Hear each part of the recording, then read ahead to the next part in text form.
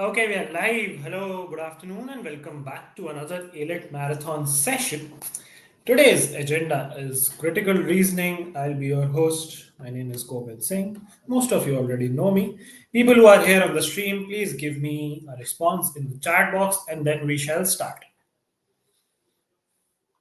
We'll wait for a minute or so for more people to join the stream and then we will begin.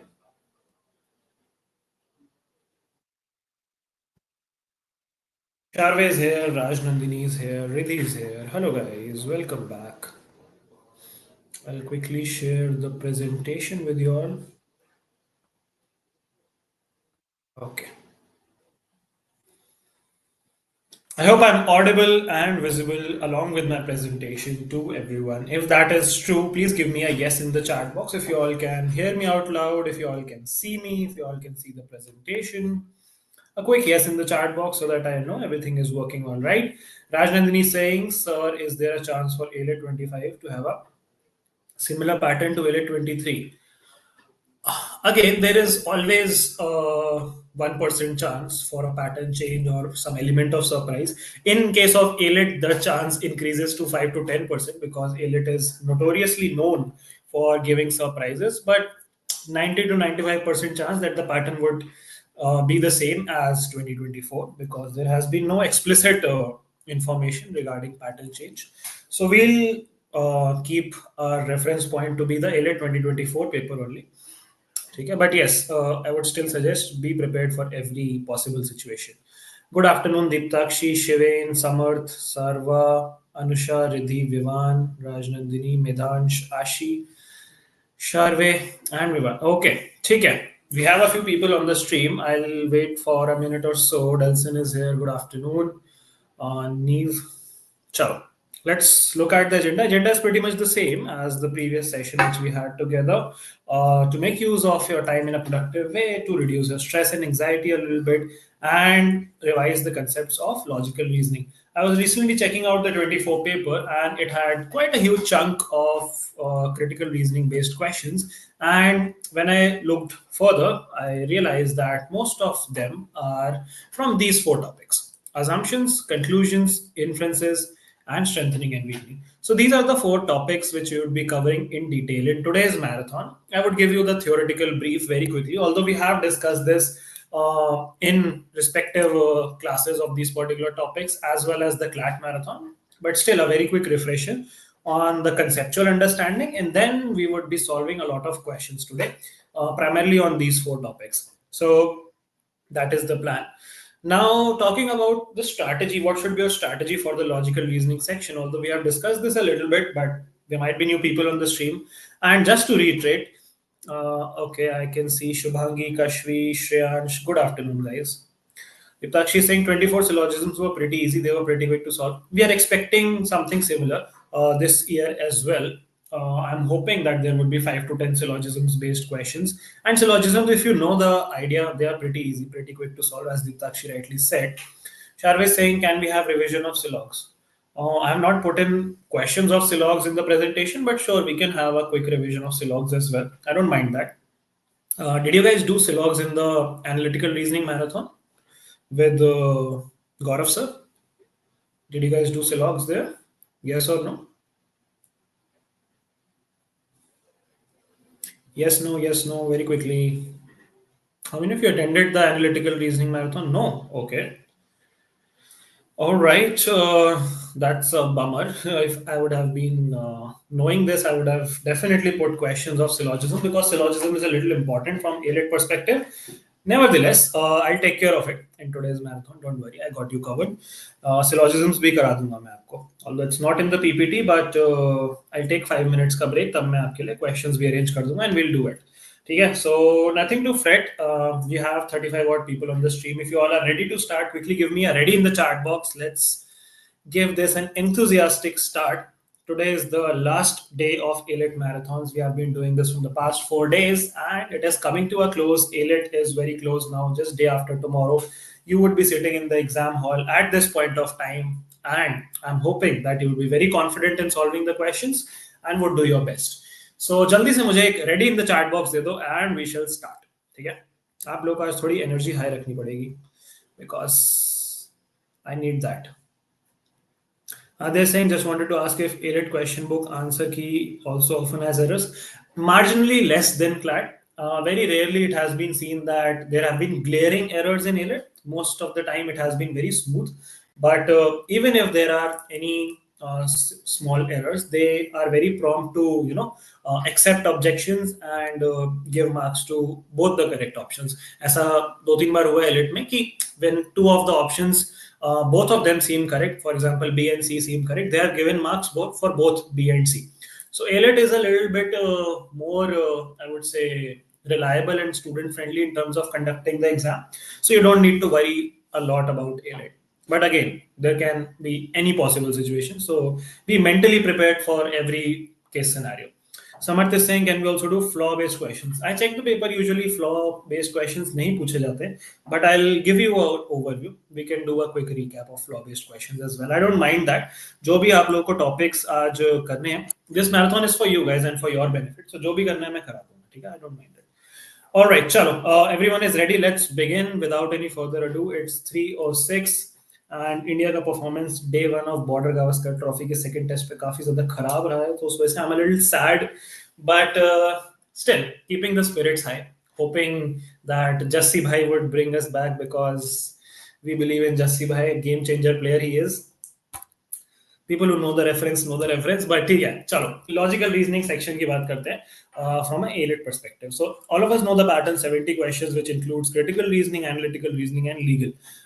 Critical reasoning ke there are easily almost 25 to 30 questions if not more, so becomes a major chunk of your logical reasoning section. Now many of you have been asking me कि LR section कितने time में हो जाना चाहिए. पहले भी मैंने answer दिया है. I would still say this again, try to finish it in 60 minutes. Now that might seem like a stretch for some of you, people who are solving it in possibly 65 minutes or 70 minutes, but try your best to finish in 60 minutes. Why? Because you get 120 minutes or 2 hours in the exam and you have 150 odd questions. I explained the whole math, how you need to bridge the gap between the time and the number of questions remaining by attempting GK first and all of those. So पूरी कहानी मैं दोबारा से नहीं repeat करूंगा, but the crux of the matter is that you have to be very fast. You have to be very quick in solving the questions because, for example, hypothetically, if you attempt logical reasoning first and you devote 60 minutes, you are done with 70 questions, which are less than half of the paper. 75 questions half ho gaya, so less than half of the paper, but you have consumed half of the time and you're still left with the English section and the GK section. So ho sakta hai, there can be a possibility that the English section is lengthy in nature, and these are not 20-30 odd questions, these are 50 questions which you have to answer. So किसी एक passage में if you get stuck and you spend more time, you have to leave that buffer. Same for GK. You never know that GK इस तरीके की आ जाए that you have to deduce options, not from paragraphs necessarily, but among the options you get confused. So be prepared for every possible case scenario and try to balance things out in a manner that you are able to at least attempt the entire paper. ऐसा नहीं होना चाहिए कि कोई question रह गया जो हम देख ही नहीं पाए या जिसको हम अटेम्प्ट ही नहीं कर पाए. Ideally, go with that approach that you have to at least see the entire paper, at least attempt the entire paper. If you are not able to solve one question in one go, don't take it on your ego. No ego battles. Even if you are very confident in that question because you have practiced it a lot in mocks, but still वो नहीं बन रहा, तो just let it go. Okay? Don't get stuck on any particular question. Time is very precious. Every second is very precious in AILET exam. Okay? Keep that in mind, always in the subconscious mind, that time is ticking. You don't have to waste more than 55-60 seconds on any particular question. I hope that is clear for everyone. Now, coming to this particular marathon, we would be primarily focusing on these 4 topics because they form the crux of majority of the CR section, which is assumptions, conclusions, inferences, strengthening, and weakening. And some of you have demanded syllogs, so we'll do syllogs as well. Why not? And some of you demanded flaw, so flaw bhi dekh lenge jaldi se. I don't mind. Okay. So that being said, I think we can begin the session. I hope everyone is ready to begin. Sharvi saying only Siraj is DSP, all other are constables. Kashvi saying, can we practice analogy questions? That comes in the domain of analytical reasoning. But ठीक है, if we get some time, we can do analogy questions as well. ठीक है, मैंने PPT primarily CR को दिमाग में रख के बनाई थी. but you guys are demanding AR questions, so ठीक है. Shora is saying how many questions should we attempt? Again, that I have answered this question a number of times, but ठीक है. The number of attempts would depend on the difficulty level of the paper. Out of 150 questions, if you feel this is a very difficult paper, very complicated, very lengthy paper, then possibly a good attempt would be 130, 135 odd questions, right? In a very historically hard paper, it could possibly be less than 130 and above 125 questions. But in a moderate paper, in a normal paper, I would suggest that you guys at least attempt 135 to 140 questions. Try to not compromise on your accuracy, of course, but in a moderate paper, 135 attempt करने की कोशिश करना. And in an easy paper, you can even touch 140, 141, 142. That's up to you. Okay, but don't really compromise on accuracy, because AILET में with every 0.25 marks ranks can shift a lot, because there are very less aspirants, not very less, but significantly less as compared to CLAT. 20,000 odd people would be attempting, so everyone would be closely packed in a range if it's a moderate paper or if it's a easy paper. So first thing is you should pray that it should be a very hard paper, because then the cutoff would be lesser, and a person like you who's well prepared would have better chances. In an easy paper वो बहुत clutter हो जाता है ranks का in very less quantum of marks, so that is never beneficial for a good aspirant. You saw that in CLAT, and अभी आप देखोगे जब आंसर की आएगी and जब ranks आएगी कि एक एक मार्क पे कितने कितने सारे बच्चे होंगे. Just mark my words and check that out. तो ठीक है. Kittu is saying which section should I attempt first for utilizing time and completing the paper in time. I've discussed this in detail in the legal marathon of AILET reasoning. AILET marathon of legal reasoning, उल्टा बोल दिया. But please check out that particular video after this session. The first 35 minutes I have devoted to how to make a strategy to attempt the paper. मैंने deliberately वो 35 minutes spend किए ताकि बार बार आप लोगों के जो questions हैं, you can refer to that. The first 35-40 minutes of the legal marathon is devoted to strategy, which section to attempt, how to attempt, how much time to attempt, how to leave, all of those things. ठीक है? Samarth is saying, but I am not well prepared. जितने भी prepared आप, just keep yourself ready to give your best. Seher is saying, is there a possibility of getting math questions like speed, time, upstream, downstream worked?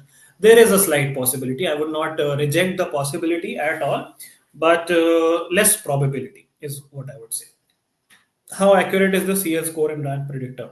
I would say quite accurate. It's based on a big chunk of data and based on analysis of previous years and all. So I would say 90-95% accuracy to definitely have. All right, chalo. Let's begin without any further ado. CLAT is Jua. To a certain extent, it has become Jua, but what can we do? Just hope that you are lucky. All right. So we'll begin with the first topic of the day, which is going to be assumptions. Then we'll move on to conclusions, then inferences, then strengthening and weakening. What I would do is I would discuss one topic and then we'll solve, let's say, 5-10 odd questions. Not necessarily on assumptions, but a mixed bag of questions. This presentation has mixed questions from the previous year question papers of AILET, so that you experience the exact same level which AILET is going to ask. And I have not curated special questions for this. I've just taken previous year questions. They are primarily from the AILET 2021, AILET 2022, and AILET 2024, which was the previous year. So these three question papers form the crux of today's practice session. And let's begin. I hope I'm audible, visible, everything is sorted, and everyone is ready. एक बार मुझे जल्दी से फिर से ready दे दो, and we'll start the session for the day. Ready in the chat box very quickly. Ready in the chat box very quickly from all 50 people watching this. And also please drop a like on this video. It's going to be very helpful, insightful, and I hope you extract a lot of value today. So एक like बनता है, जल्दी से like कर दो. Okay. Penguin blue waving tail. Chalo, everyone is ready. Lovely. Have those questions ever come? QT ones. पहले आया करता था AILET में. There used to be a quant section before the pattern changed. I think in 21, 22 उससे पहले तो आया करता था. At least when I used to attempt AILET used to have maths.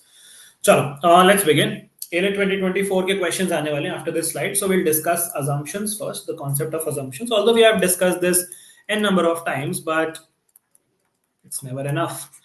Assumptions is a topic which would form at least 5-7 questions in a good paper, and I'm expecting at least 5-7 questions in tomorrow's paper as well. There could be lesser, could be more, but assumptions is very important. Now, what are assumptions? Assumptions are simply unstated, implied,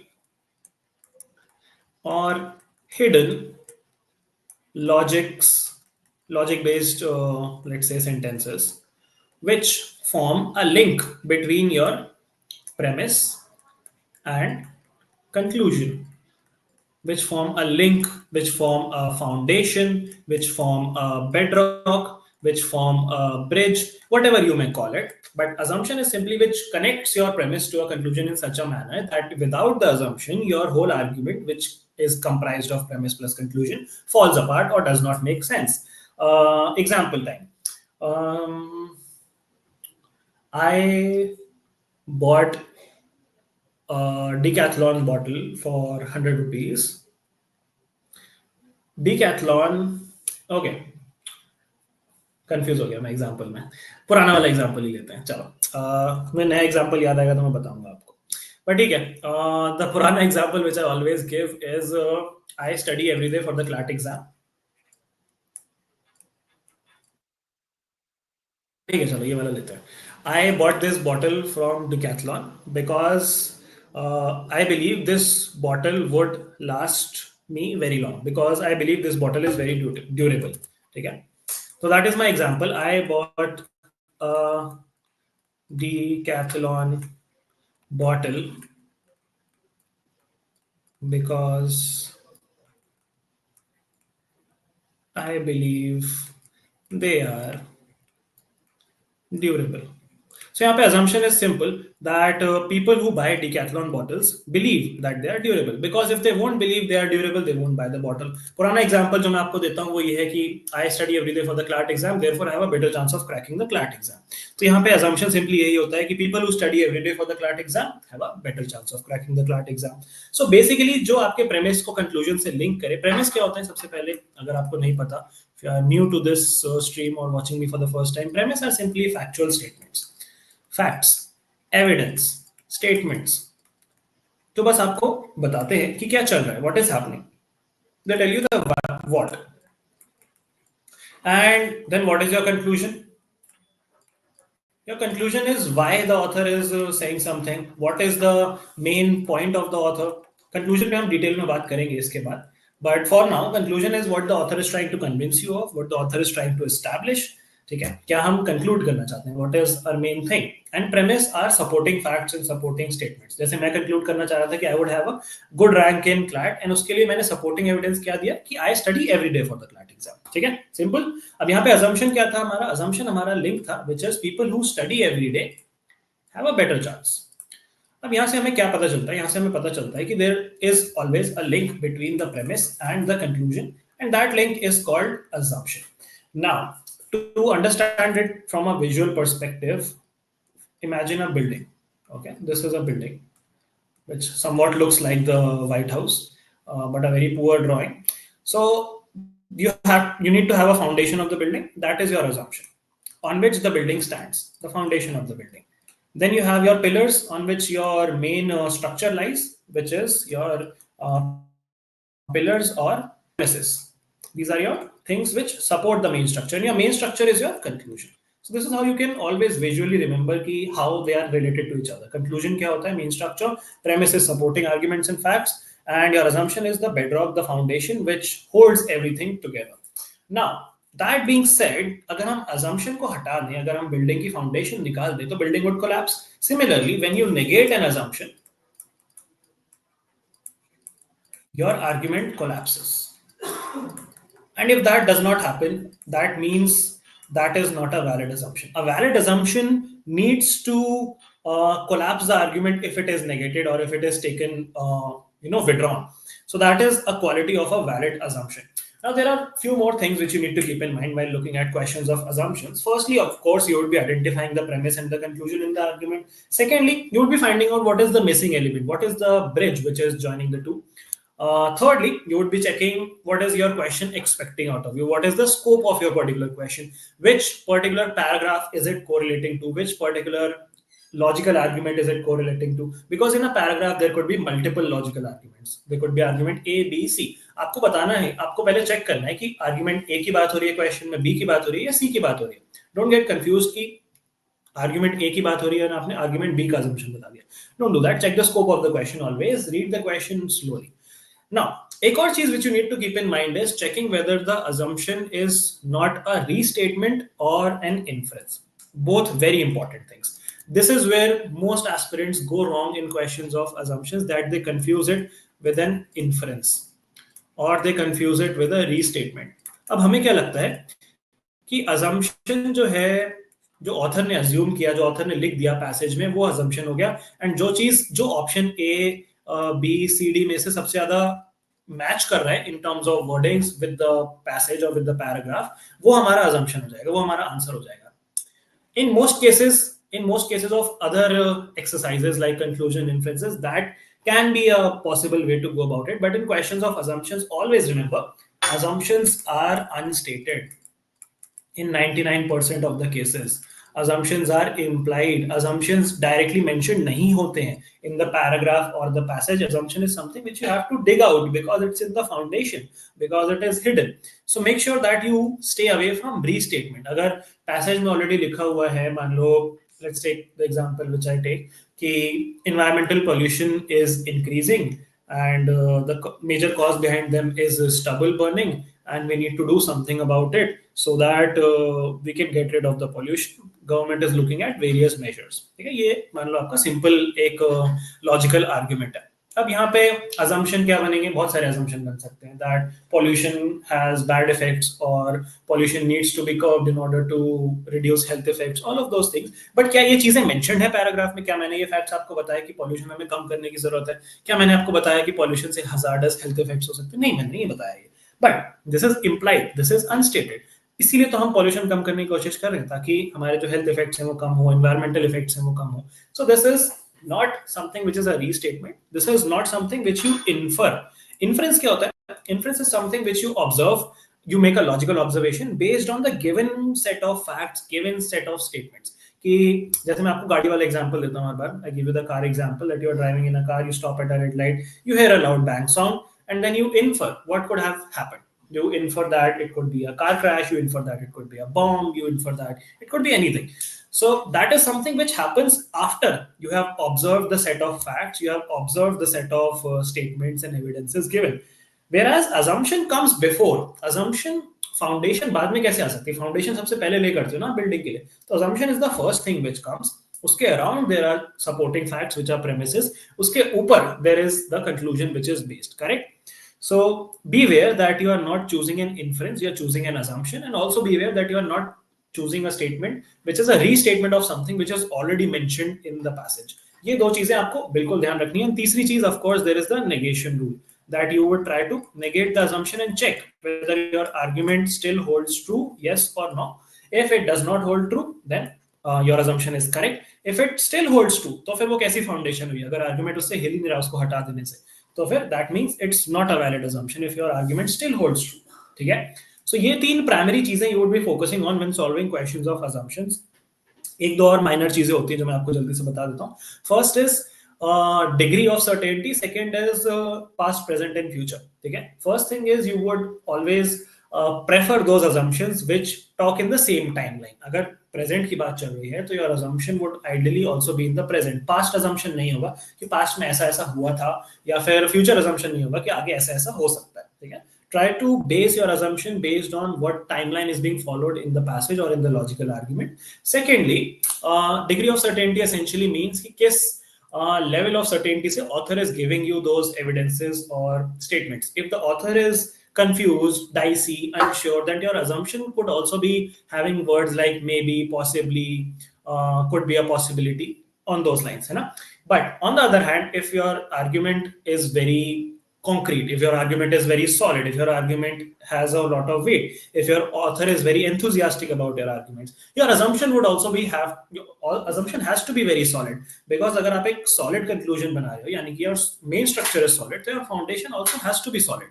So similarly, degree of certainty आपको देखनी है कि क्या है, क्या author का argument maybe वाला है, या author का argument for sure, should, will, इस type वाला है. ठीक है, And of course, the generic rules of logical reasoning apply to this, that you would eliminate the general and vague options, you would eliminate the options which are beyond the scope, you would eliminate the options which are extreme options, words like only, words like never, words like always.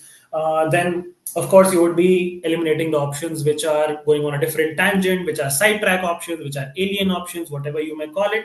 And of course, have to read the question carefully. That is the thumb rule. That is the one basic rule which you always have to follow. Okay.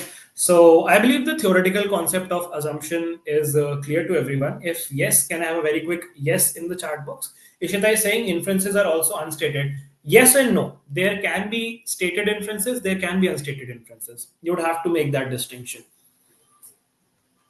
Okay, if the concept of assumption is clear, once again, I would appreciate a very quick yes in the chat box. Aradhe have already told the number of attempts. Depending on the difficulty level, they would hover between 125 to 141, 142. Nandini saying in previous year questions, I saw they have considered restatement true in syllogisms question, but it should be taken false. Restatement true in syllogism. Restatement तो true ही होगा ना syllogisms में. False क्यों होगा?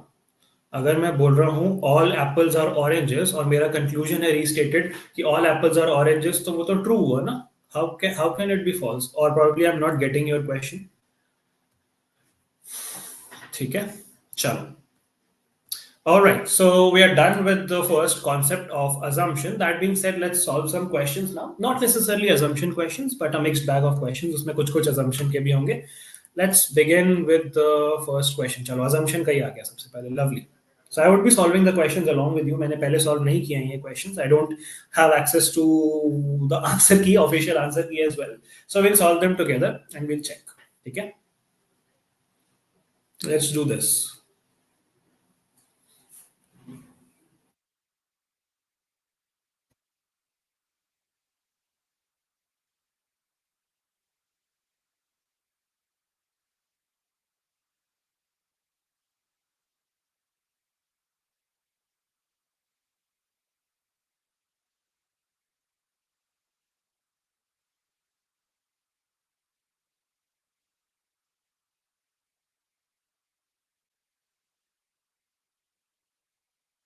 Okay so यहाँ पे आपको distinction clear हो जाएगा ऑप्शंस देख के कि एक ऑप्शन में यहाँ पे इन्फ्रेंस है एक ऑप्शन में यहाँ पे अजम्पशन है एक ऑप्शन यहाँ पे एक्सट्रीम ऑप्शन है एंड एक ऑप्शन यहाँ पे जेनरिक ऑप्शन है यहाँ पे 4 वेरिएशंस है और उसमें से सिर्फ एक सही है let's see if you guys can identify it Okay, I've received many responses. I'll wait for a few more seconds. I want all of you to answer this along with me. Let's keep solving.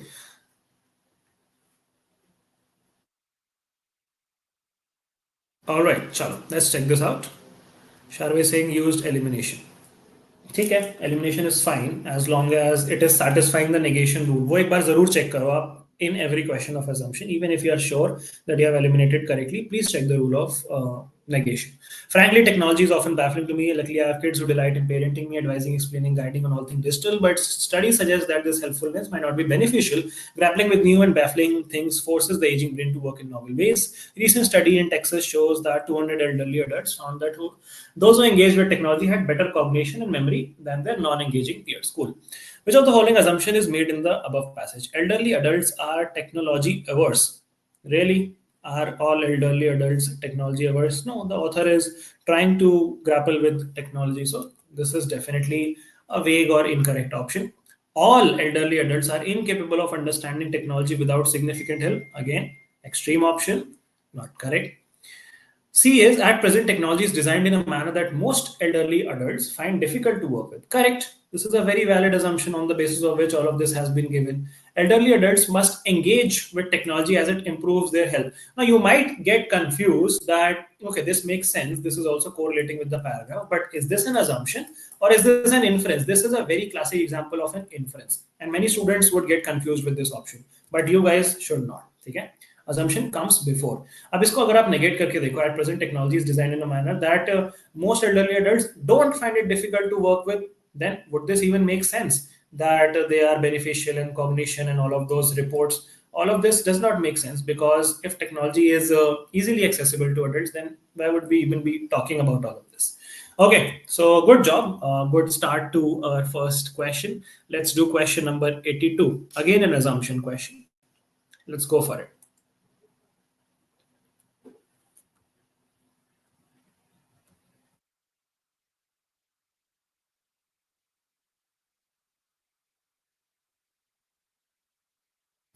Our faculty told us that in syllogism question, if statement and conclusion is same, then it is considered that conclusion does not follow as it is restatement.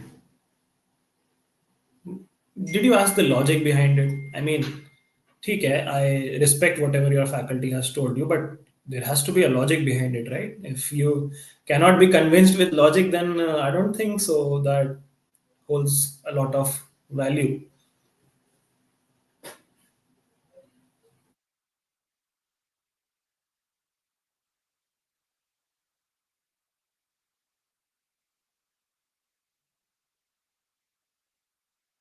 अगर मैं बोल रहा हूँ सम A are B and फिर मैं conclusion दे रहा हूँ सम A are B, तो मेरा कंक्लूजन गलत कैसे हो गया? अभी तो मैंने ऊपर बोला I just establish that some A are B, और for that matter all A are B और no A are B. Okay, most of you are saying it's going to be option B. Let's check this. Depression among elderly is on the rise and often goes unnoticed. Most gerontologists now believe that it is an extremely common psychiatric disorder among the elderly, with half of all the cases going undiagnosed. When elderly parents become depressed, many of them come from generation not accustomed to talking about their mental health. It can be difficult to know how to respond. Which of the following assumption is made in the above passage? Gerontologists unanimously is an extreme word, agree on the prevalence of depression in the elderly. Most लिखा है यहाँ पे, unanimously तो हम नहीं बोल सकते. An extreme position this is. So this is an example how you necessarily won't have words like only, always, those. There could be words like unanimously, which is an example of extreme option, wrong option. Depression is increasingly prevalent amongst the elderly. Makes sense. This seems like a valid assumption to me. If the elderly talk more often, it is easy to detect if they have depression. Again, this is an inference. This is a solution which is being given, a logical observation which is being made. While they may not talk about mental health, the elderly are very aware about the condition. If they would have been aware about the condition, why would this even be a question? So, again, this is opposite to what our passage is saying. B is the correct answer. Well done, guys. Okay, let's do the next one. Question number 83. Again, an assumption question.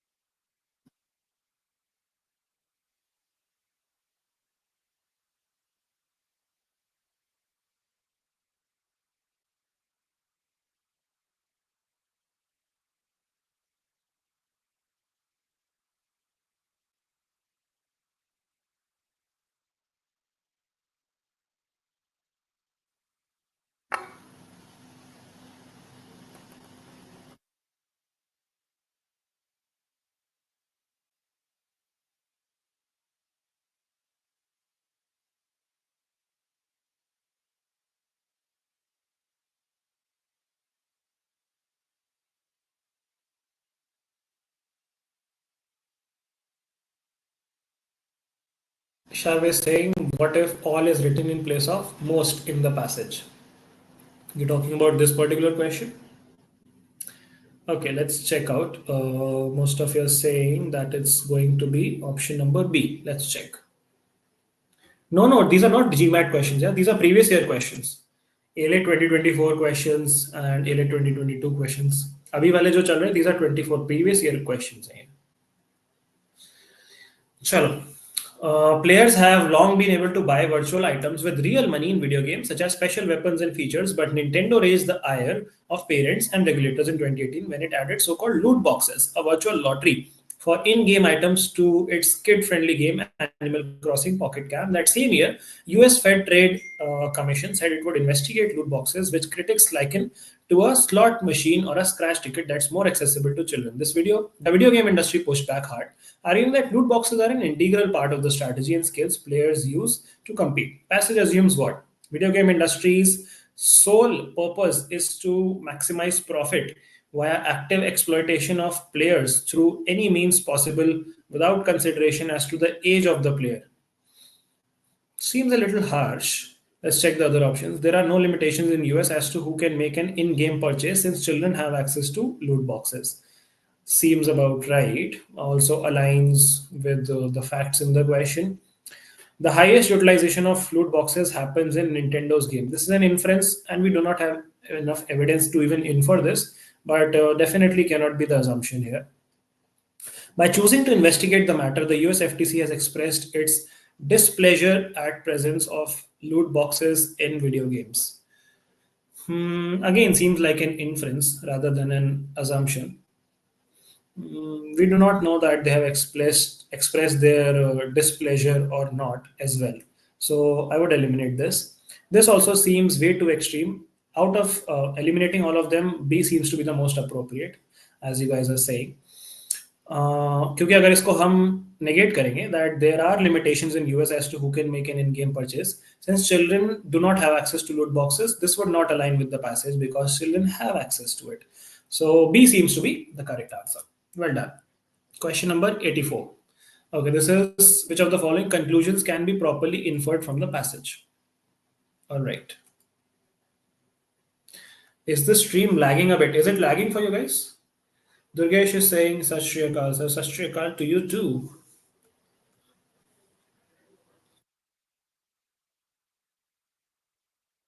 Is the stream lagging, people? Is the internet lagging? Yes, no. In between sometimes. Okay.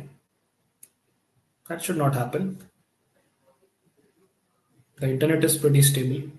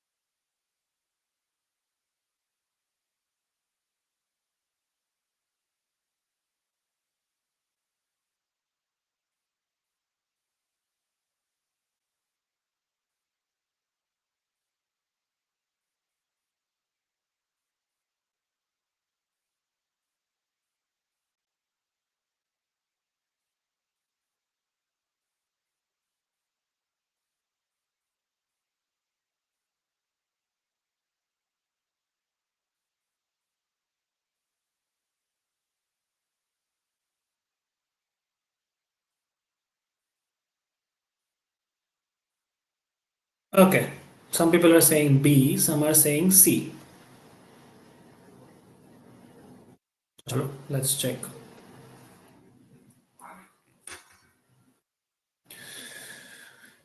Any attempt at fighting the camp's psychopathological influence on the prisoner by psychotherapeutic or psychogenic methods has to aim at giving inner strength by pointing out to him a future goal to which he could look forward. Instinctively, some of the prisoners attempted to find one on their own. It is a peculiarity of man that he can only live by looking to the future. At this, and this is his salvation in the most difficult moments of his existence, although he sometimes has to force his mind to the task. Which of the following conclusions can be properly inferred? Each individual has the ability to preserve their sanity by remaining focused on the future. No, bhai. Each individual does not have that ability. इसीलिए तो इनको force करना पड़ रहा है by giving them inner strength, by pointing them to a future goal. अगर इनके पास ability होती to preserve their sanity, तो why would have there been a need to do all of this stuff? Why are they wanting him to look forward? Because he does not have the ability as of now. He does not have the ability to do it himself. Easily they are pushing that person, the prisoners, to look at the future. So that means that they possibly have the ability, but they do need that push. They do not have that ability to preserve their sanity. Definitely they are not preserving their sanity क्योंकि उनको psychopathological influences हो रहे हैं, and they have to be reminded about looking at the future. ठीक है, यहाँ पे last line भी देखो लिखी, although he sometimes has to force his mind to the task, यानी कि आराम से तो नहीं हो पा रहा वो. Looking to the future is difficult for many as they get caught up in the present. Yes, that can definitely be inferred. क्योंकि अगर आप इन्फर कर लोगे तो ये तो डेफिनेटली कॉन्ट्रडिक्ट हो जाएगा ना कि अगर डिफिकल्ट है मैनी के लिए तो they do not have that ability to preserve their sanity. ठीक है, ability to preserve their sanity की बात हो रही है, not just ability to look at the future. So you have to be careful with the words. So I believe that only second makes sense as of now. Those going through a tough time must rely on their past experiences for inner strength. ऐसा कुछ भी हमें mention नहीं है कि past experiences से you can get inner strength. We are just talking about the future in the passage, so we definitely cannot infer this. We can only infer the second one, which makes option B to be the correct answer. Okay, makes sense. Pradeepta is saying there is a lag. Yeah, lag होना तो नहीं चाहिए. Many people are not experiencing a lag. Maybe try to refresh and rejoin. Okay, I hope this one is clear. Parv, good afternoon. Welcome to the stream. Let's do the next one. Question number 85. Shubhangi is saying video is lagging. Sai Shiva is saying no lag. Riddhi is saying no lag. So for people who it is lagging, please check your internets and proceed accordingly.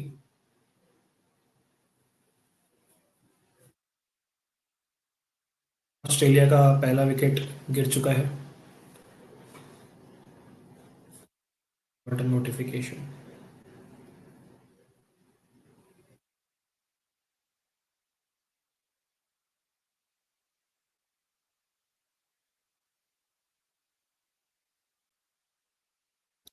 Lag, no lag. Arey, just let the debate go. Let's focus on solving the questions.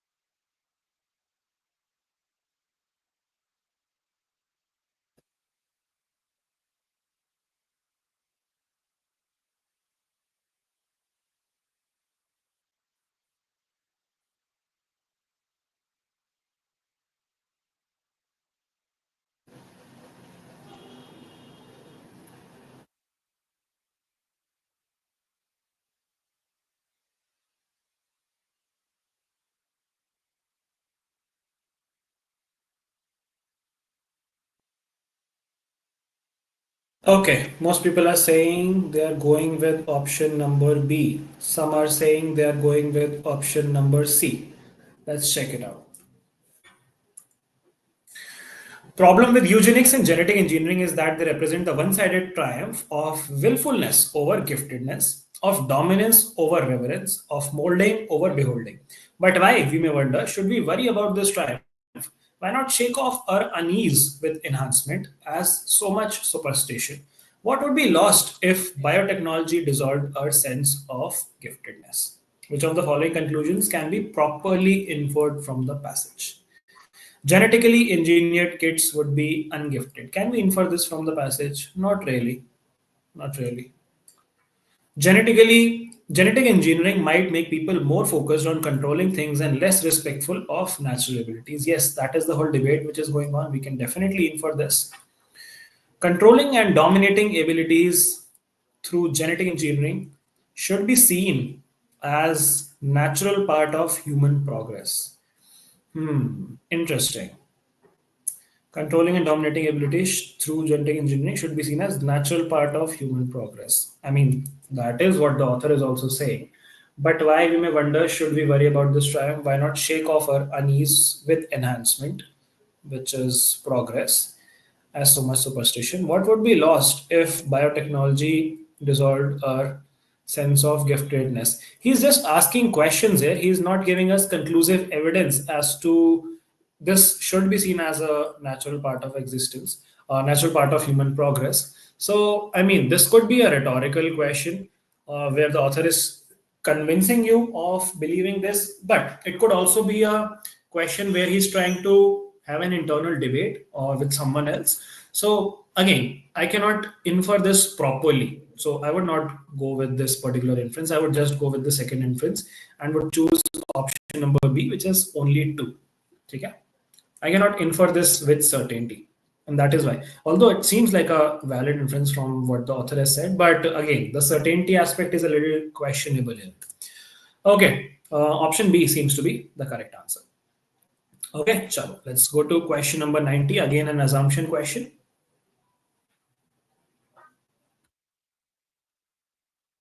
Yes, as Harvard says, can't conclude that genetic engineering should be seen as natural.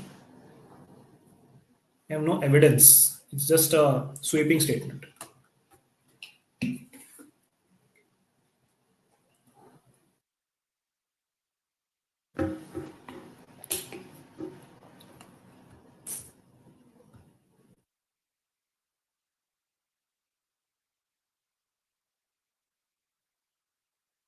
People who have joined the stream recently, please like the stream. Please like the video. जल्दी से like कर दो. I have 50 plus people on the stream. There should be more than 50 likes.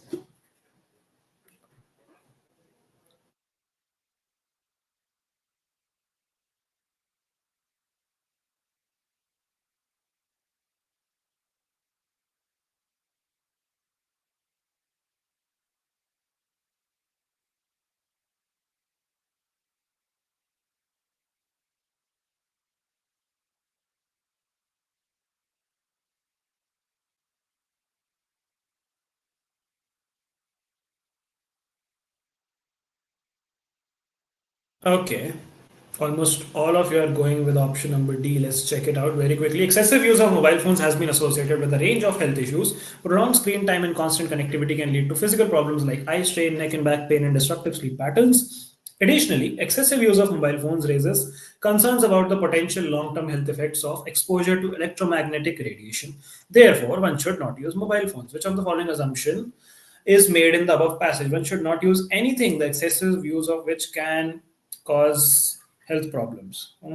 This anything is making it a little extreme. Not go with this. One should not use anything associated with L. Oh, boy. Again, wrong. Both extreme options, both wrong. Therefore, D becomes the correct answer. Good job. Well done, guys. Question number 91. Another short question on assumption.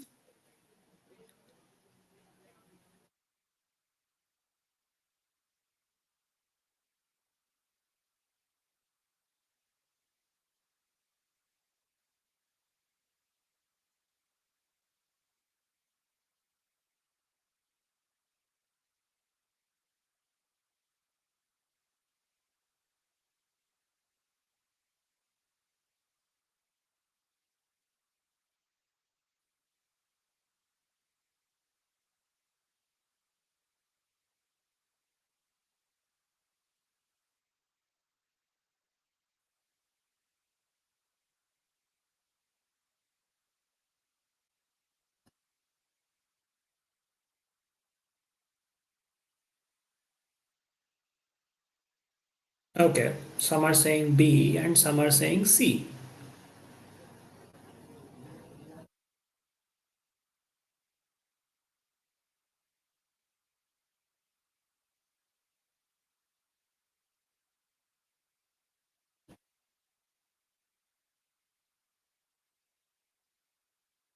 Sriniket is saying provisionally answer is B. Which question are you talking about? This one or the previous one?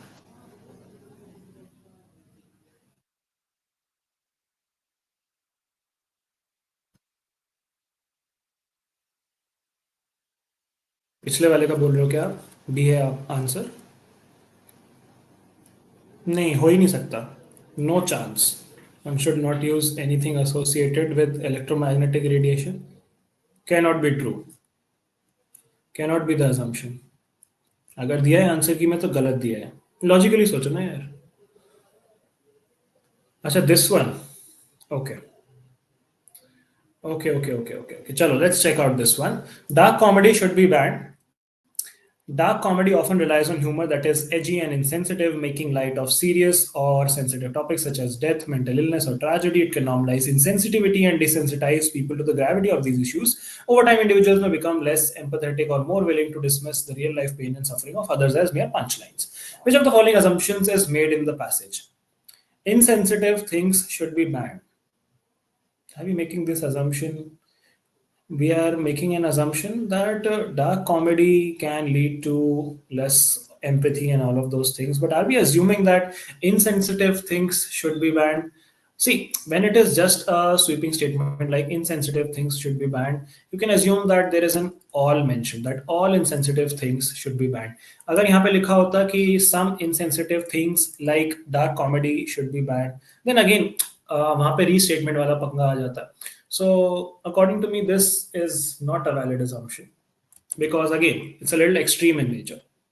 It is not acceptable to dismiss the real life pain and suffering of others. हाँ, this we can say that it is not acceptable क्योंकि इसको अगर आप negate करो that it is acceptable to dismiss the real life pain and suffering, तो why would we ban dark comedy? This makes complete sense, satisfies that negation rule as well. I would also go with option number B. Riddhi is saying कि D होगा.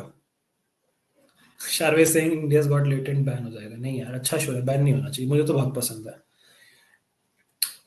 Riddhi Singh D होगा. नहीं Riddhi, this can be a valid assumption that it is not acceptable to dismiss the real life pain. What is your counter to this not being a valid assumption? Chalo, while you type it, we'll move on to the next question. Question number 92. Which of the following, if true, would most support this claim? So you have to support this claim. Which claim? This claim. The claim in the sentence above.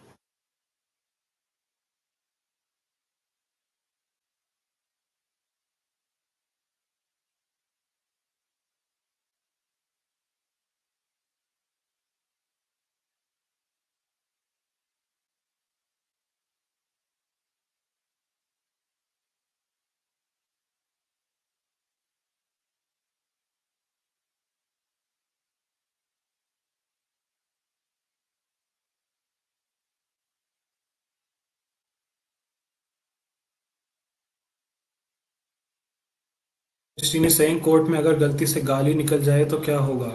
तो contempt of court लगेगा, एक आध रात jail में काटनी पड़ेगी, और कुछ नहीं, ज़्यादा कुछ मेजर तो नहीं. डिपेंड करता है किसको निकलती है. जज को निकलती है तो ज़्यादा जेल होगी, साथ वाले लॉयर को निकलती है तो थोड़ी कम जेल होगी, क्लाइंट को निकलती है तो शायद पैसे ना मिले. डिपेंड्स. चलो, let's look at this question. Environmental organization claims that replacing traditional light bulbs with LED bulbs in household will reduce electricity consumption. Okay. Which of the following, if true, would most support this claim? Which claim that we should replace traditional bulbs with LED bulbs in households? All right. LED bulbs are more expensive. ये तो opposite हो जाएगा. ये support थोड़ी कर रही, तो weaken कर रहा है हमारे claim को. LED bulbs have longer lifespan than traditional light bulbs. Interesting. Support तो कर रहा है, देखो ये. Cannot say कि this is not supporting because people would want their bulbs to last longer. LED bulbs emit less heat than traditional light bulbs. हाँ, okay. अब यहाँ पे क्या ये लोग इलेक्ट्रिसिटी जनरेट्स हीट वाला लॉजिक यूज कर रहे हैं. More heat generation means more electricity consumption. If that is the logic then C makes more sense, but if that is not the logic they are directly referring to, then D makes more sense. D तो stupid option है, variety of colors. and A is opposite. So it comes down to between B and C. Anyone of you, can you check in the official answer key whatever answer they have given? I can give reasoning for both of them, but it's a little vague, you know. If you look at it from a consumer point of view, then B makes more sense. If you look at it from a scientific, physics based point of view, then C makes more sense. किसी ने answer की check करी है इस question को लेके?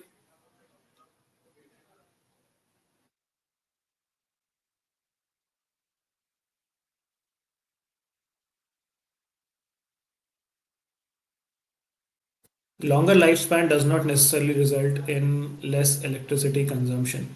Adya is saying that's true. I'm thinking from a customer point of view who is switching between traditional and okay, Shreyans is saying it's C. हाँ ठीक है, makes sense, makes sense. That is a stronger option because there is a correlation between electricity consumption and heat. Longer lifespan थोड़ा far-fetched हो जाएगा. Even I would have marked C here because firstly I'm a science student, so I know there's a correlation between heat consumption and electricity. And secondly, this aligns with what is our goal. Our goal is reducing electricity consumption. So less heat is being consumed. That means less electricity is also being consumed. So ठीक है, we go with C. Thank you for confirming. बस गलत नहीं answer मुझे बताना था इसलिए आपको बोला कंफर्म करने, वरना मैं भी सी ही बताता आपको. चलो let's do question number 93.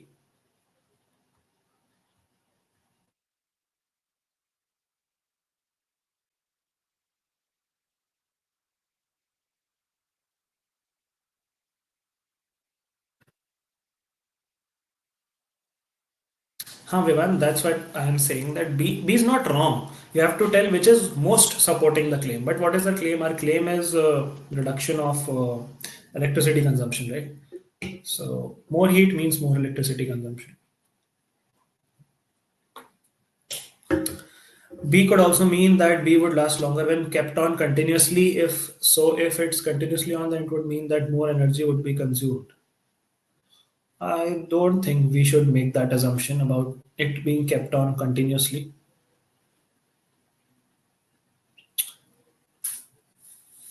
It's a little far-fetched. Okay, let's do this one. You have to weaken the conclusion, undermine the study's conclusion.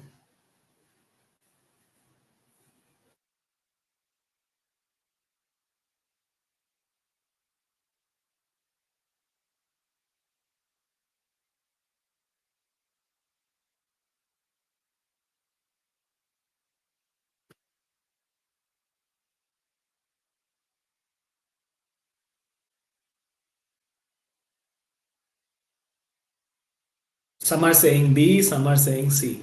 So let's check. A research study concluded. Just a second, guys.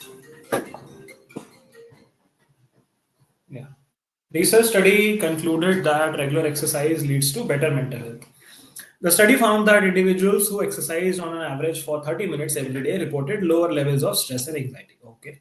Which of the following, if true, would undermine the study's conclusion? Okay.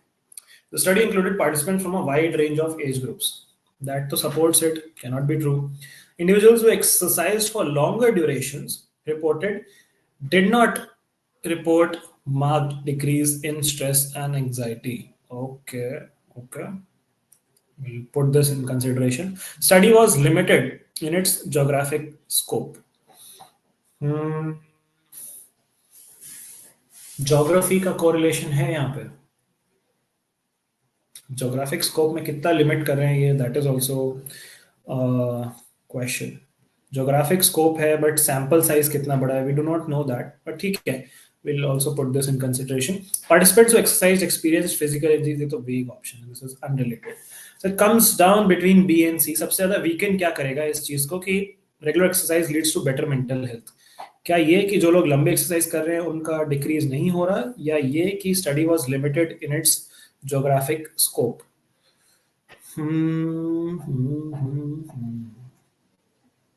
What do you guys think?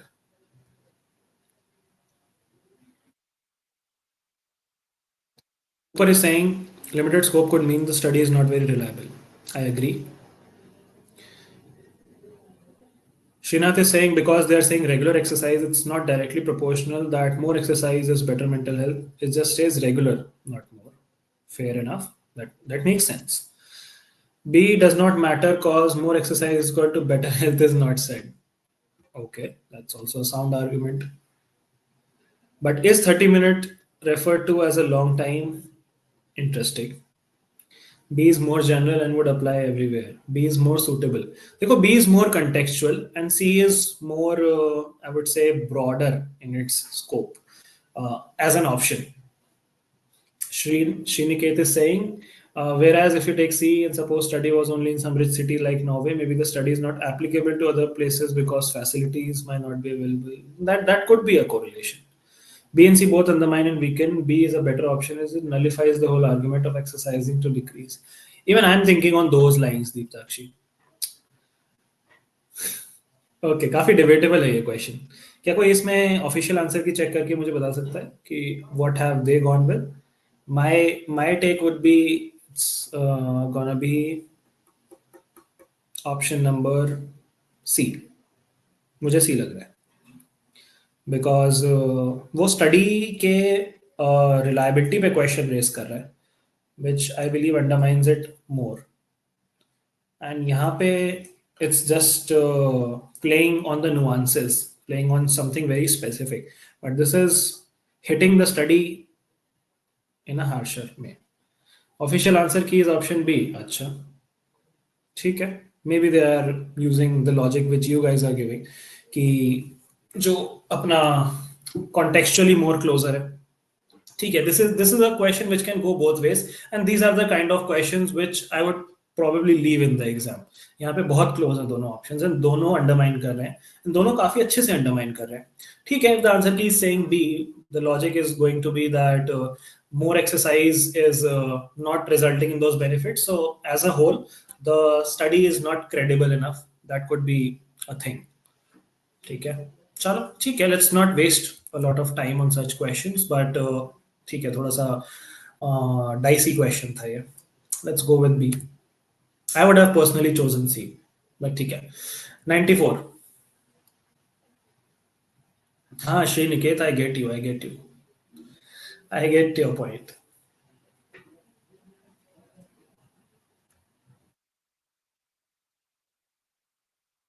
Belson is saying, but even if it's limited, how do we know it won't apply elsewhere? That exactly what limited means, right?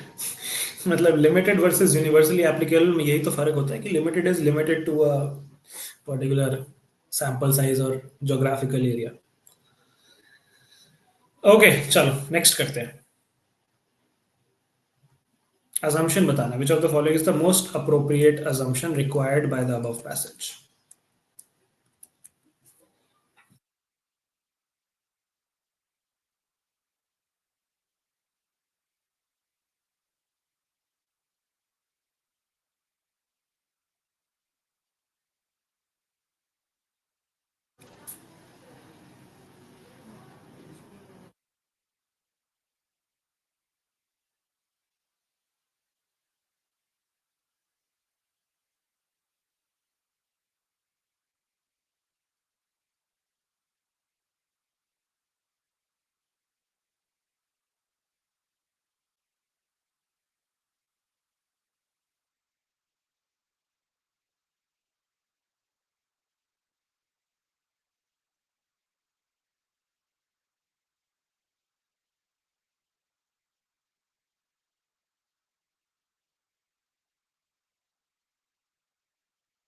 Okay, some are saying A, some are saying B, some are saying D, some are saying C. क्या बात है, चारों options हमारे पास हैं. Sriniket is saying because B says crime, that's too broad. All right. Gun violence in school is a significant and concerning issue, and discussing ways to prevent it and ensure safety of students and faculty is crucial. An important way of limiting it is by implementing background checks and waiting period for gun purchases. This can prevent individuals' mental health from obtaining firearms. Which of the following is the most appropriate assumption required by the above passage? Okay. Most appropriate assumption required by the above passage. Gun violence in school is primarily committed by individuals with mental health issues. क्या हम primarily बोल सकते हैं यहाँ पे?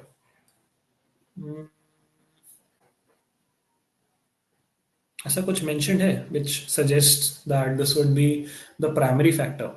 Important way लिखा है यहाँ पे. Important way of limiting it is by introducing waiting periods. This can prevent individuals with mental health issues from obtaining firearms. Okay. The next one is saying individuals with mental health issues are more likely to purchase guns to commit a crime.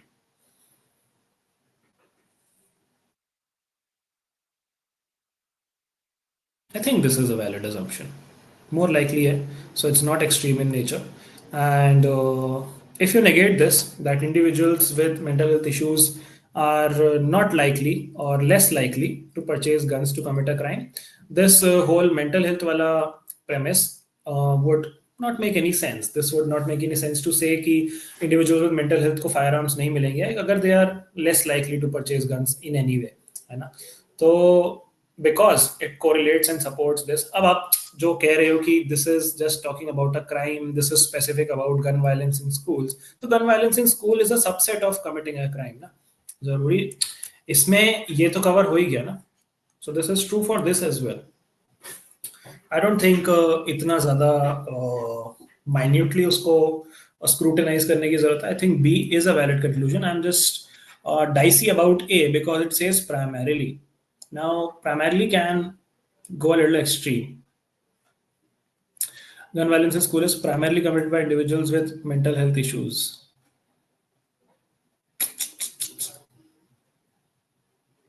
What's the official answer? Can anyone check very quickly? Yes, Raj Nandini, if we negate the assumption, argument falls apart. And B can't be inferred also. Pooper is saying, how is it more likely? वो comparison नहीं हुआ है. You can still want to prevent mental health issue. People see that's not the tangent we are following. They have only mentioned people with mental health issues. अरे वाह, official answer key is D, none of the above. तो ठीक है, both the logics are correct there. That's interesting. So ये तो मुझे वैसे ही क्वेश्चनेबल लग रहा था. I would have not gone with this, but this okay. Individuals with mental health issues, ठीक है. I think this is a fair assumption though. ठीक है, चलो let's go with D if the answer key is saying D. But again, this is ठीक है, little too close. Anyway, let's do the next one. Question number 95. यही है AILET का challenge, यही है. These questionable answers which can go both ways. अब आप वहां पे कैसे कन्विंस करो कि ये नहीं होगा, और दोनों तरफ से कन्विंसिंग आर्ग्यूमेंट्स दिए जा सकते हैं कि ये होगा एंड नहीं होगा. It's a never ending debate. But ठीक है, that's the fun.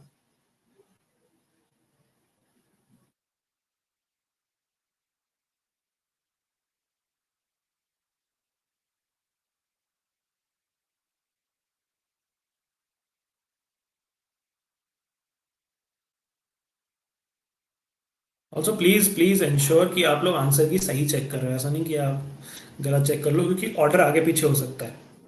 Because there are different sets. My set could be different from the official answer key which you guys are referring. That could be a different set. So एक बार वो चीज देख लेना. ऐसा ना हो कि we are referring to wrong answers as official answers. Just match the question as well, okay?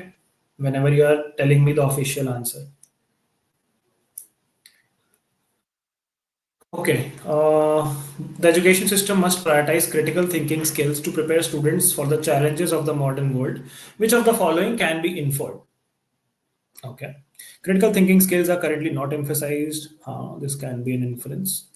Prioritizing critical things are the only way to prepare students. Wrong हो गया. Critical thinking skills are not relevant to the challenges. ये तो opposite ही हो गया. Do not need other skills beside. Vague हो गया. A is the correct answer unanimously. This was a simple one after many complicated questions. But chalo, let's do this question and then we'll take a short 5 minutes break and then start with the next concept. ये law का question आ गया क्या? नहीं, ठीक है, logical reasoning का ही है.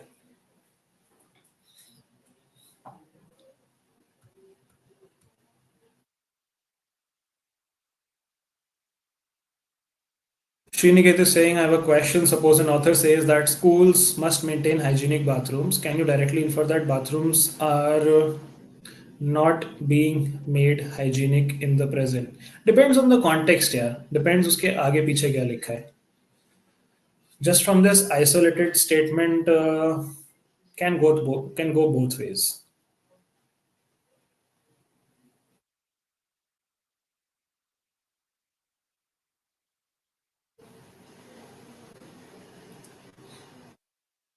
Okay, most people are saying option D. Let's check. In English tort law, the principle of strict liability is applied to hold a person legally responsible for the consequences flowing from an activity, even in the absence of fault or criminal intent on the person's part. In 1987, Supreme Court of India introduced a new principle, absolute liability, a far more stringent rule of liability without any exceptions, particularly to deal with industrial accidents. The principle imposed liability on individuals who engage in an inherently dangerous or hazardous activity for any harm done to any person while carrying out the activity. Okay. Which of the following assumptions is necessary to ensure the above argument logically flows? All right. English legal principles are not compatible with Indian court systems. नहीं तो. Post independence, the Supreme Court opted to create new names for colonial era legal vague option. Principle of strict liability was inadequate to protect citizens' right due to entry of foreign companies in Indian markets. ये तो अलग ही tangent पे चला गया. Principle of strict liability was inadequate to protect citizens' right in light of rapid industrialization in the 20th century. Huh, this definitely can make sense. Because इसका तो हमें कोई इंडिकेशन नहीं है foreign companies in Indian markets का, बस इसका जरूर है बिकॉज यहाँ पे हजार्डस एक्टिविटी, इंडस्ट्रियल एक्सीडेंट्स की बात हुई है. So D is the correct answer. Alright, so that brings us to the end of our first chunk of solving questions. We'll take a 5 minutes break. We'll reconvene at 4:16 and discuss the next concept, which is conclusions and inferences. We'll do them together at 4:16.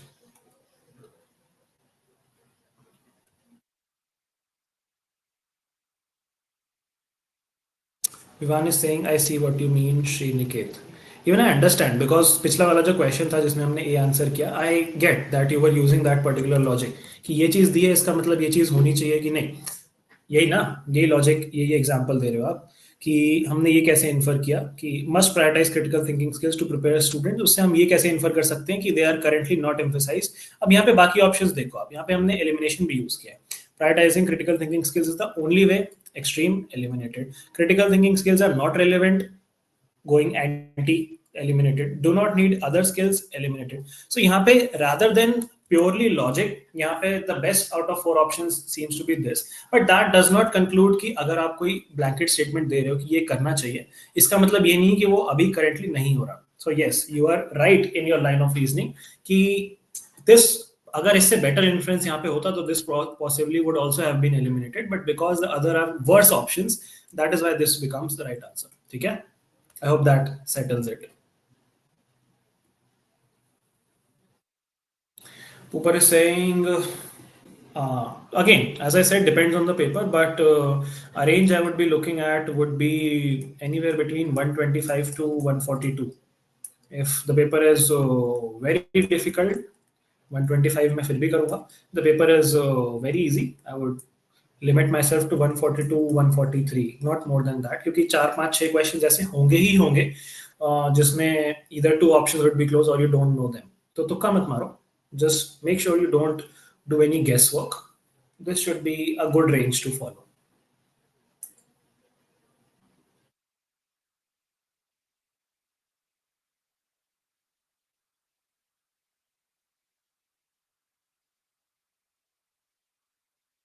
Any other questions, people? We still have 3 more minutes in the break. Any questions related to AILET or even in general any questions? Informal questions भी चलेंगे. Break time है. Sriniket is saying is 1 minute per question and logical doable. Depends on the question यार. हो सकता है logical reasoning में आपको puzzle आ जाए वैसी अरेंजमेंट वाली, तो वो 1 मिनट में ऑब्वियसली नहीं बनेगी, बट उससे रिलेटेड क्वेश्चंस 3-4 होंगे. So that balances out. There could be some direction ka question या blood relation ka question which might take more than 1 minute. Again, you'd have to use your wise sense of judgment. Let's say there's a blood relation based question, which is one paragraph long, very complicated, and there's just one question based on it. Would I be attempting it first? Hell no, I would not, because I can easily see that this would possibly take me more than a minute or possibly 1.5 minutes. So that would come later in priority. So उस तरीके से you would have to be very prudent as to which questions to pick and solve first. Haha Road is saying, did you enjoy GNX by Kendrick? Yeah, I don't listen a lot to English music, but I'll definitely check it out. अगर बढ़िया है तो. Arman is saying, I'm at the place which is controversial for Punjab and Haryana. You mean Canada? Is 146 attempt fine or did I over attempt? All India mock की बात कर रहे हो क्या? It's fine if you're confident that you would be getting a 90% plus accuracy. If you have compromised on accuracy just to increase attempt, then probably not a best approach.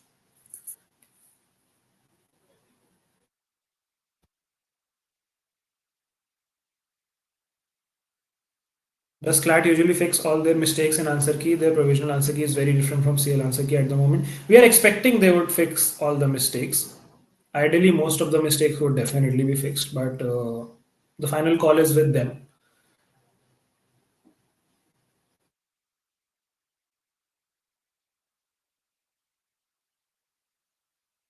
AILET का ऐसा कोई नियम है कि है नहीं है ना कि मार्क नहीं करना है क्वेश्चन में? ऐसा कुछ स्पेसिफिकली मेंशन तो नहीं है. Okay 114.75. What was your rank and percentile is what I'm concerned with.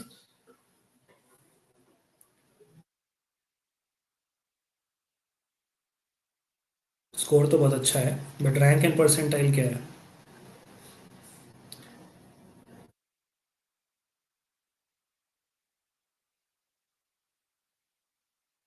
Sriniket is saying that, oh my god. Homeless question, will it be 1 million or withdrawn? I think it should be withdrawn. I think there is a typo in that question. All India Open mock में rank 9th I. That's a good rank, yeah. That's a fantastic rank. Congratulations. That means your prep is on the right track. All India rank 1 got 135. That's okay. That's completely fine.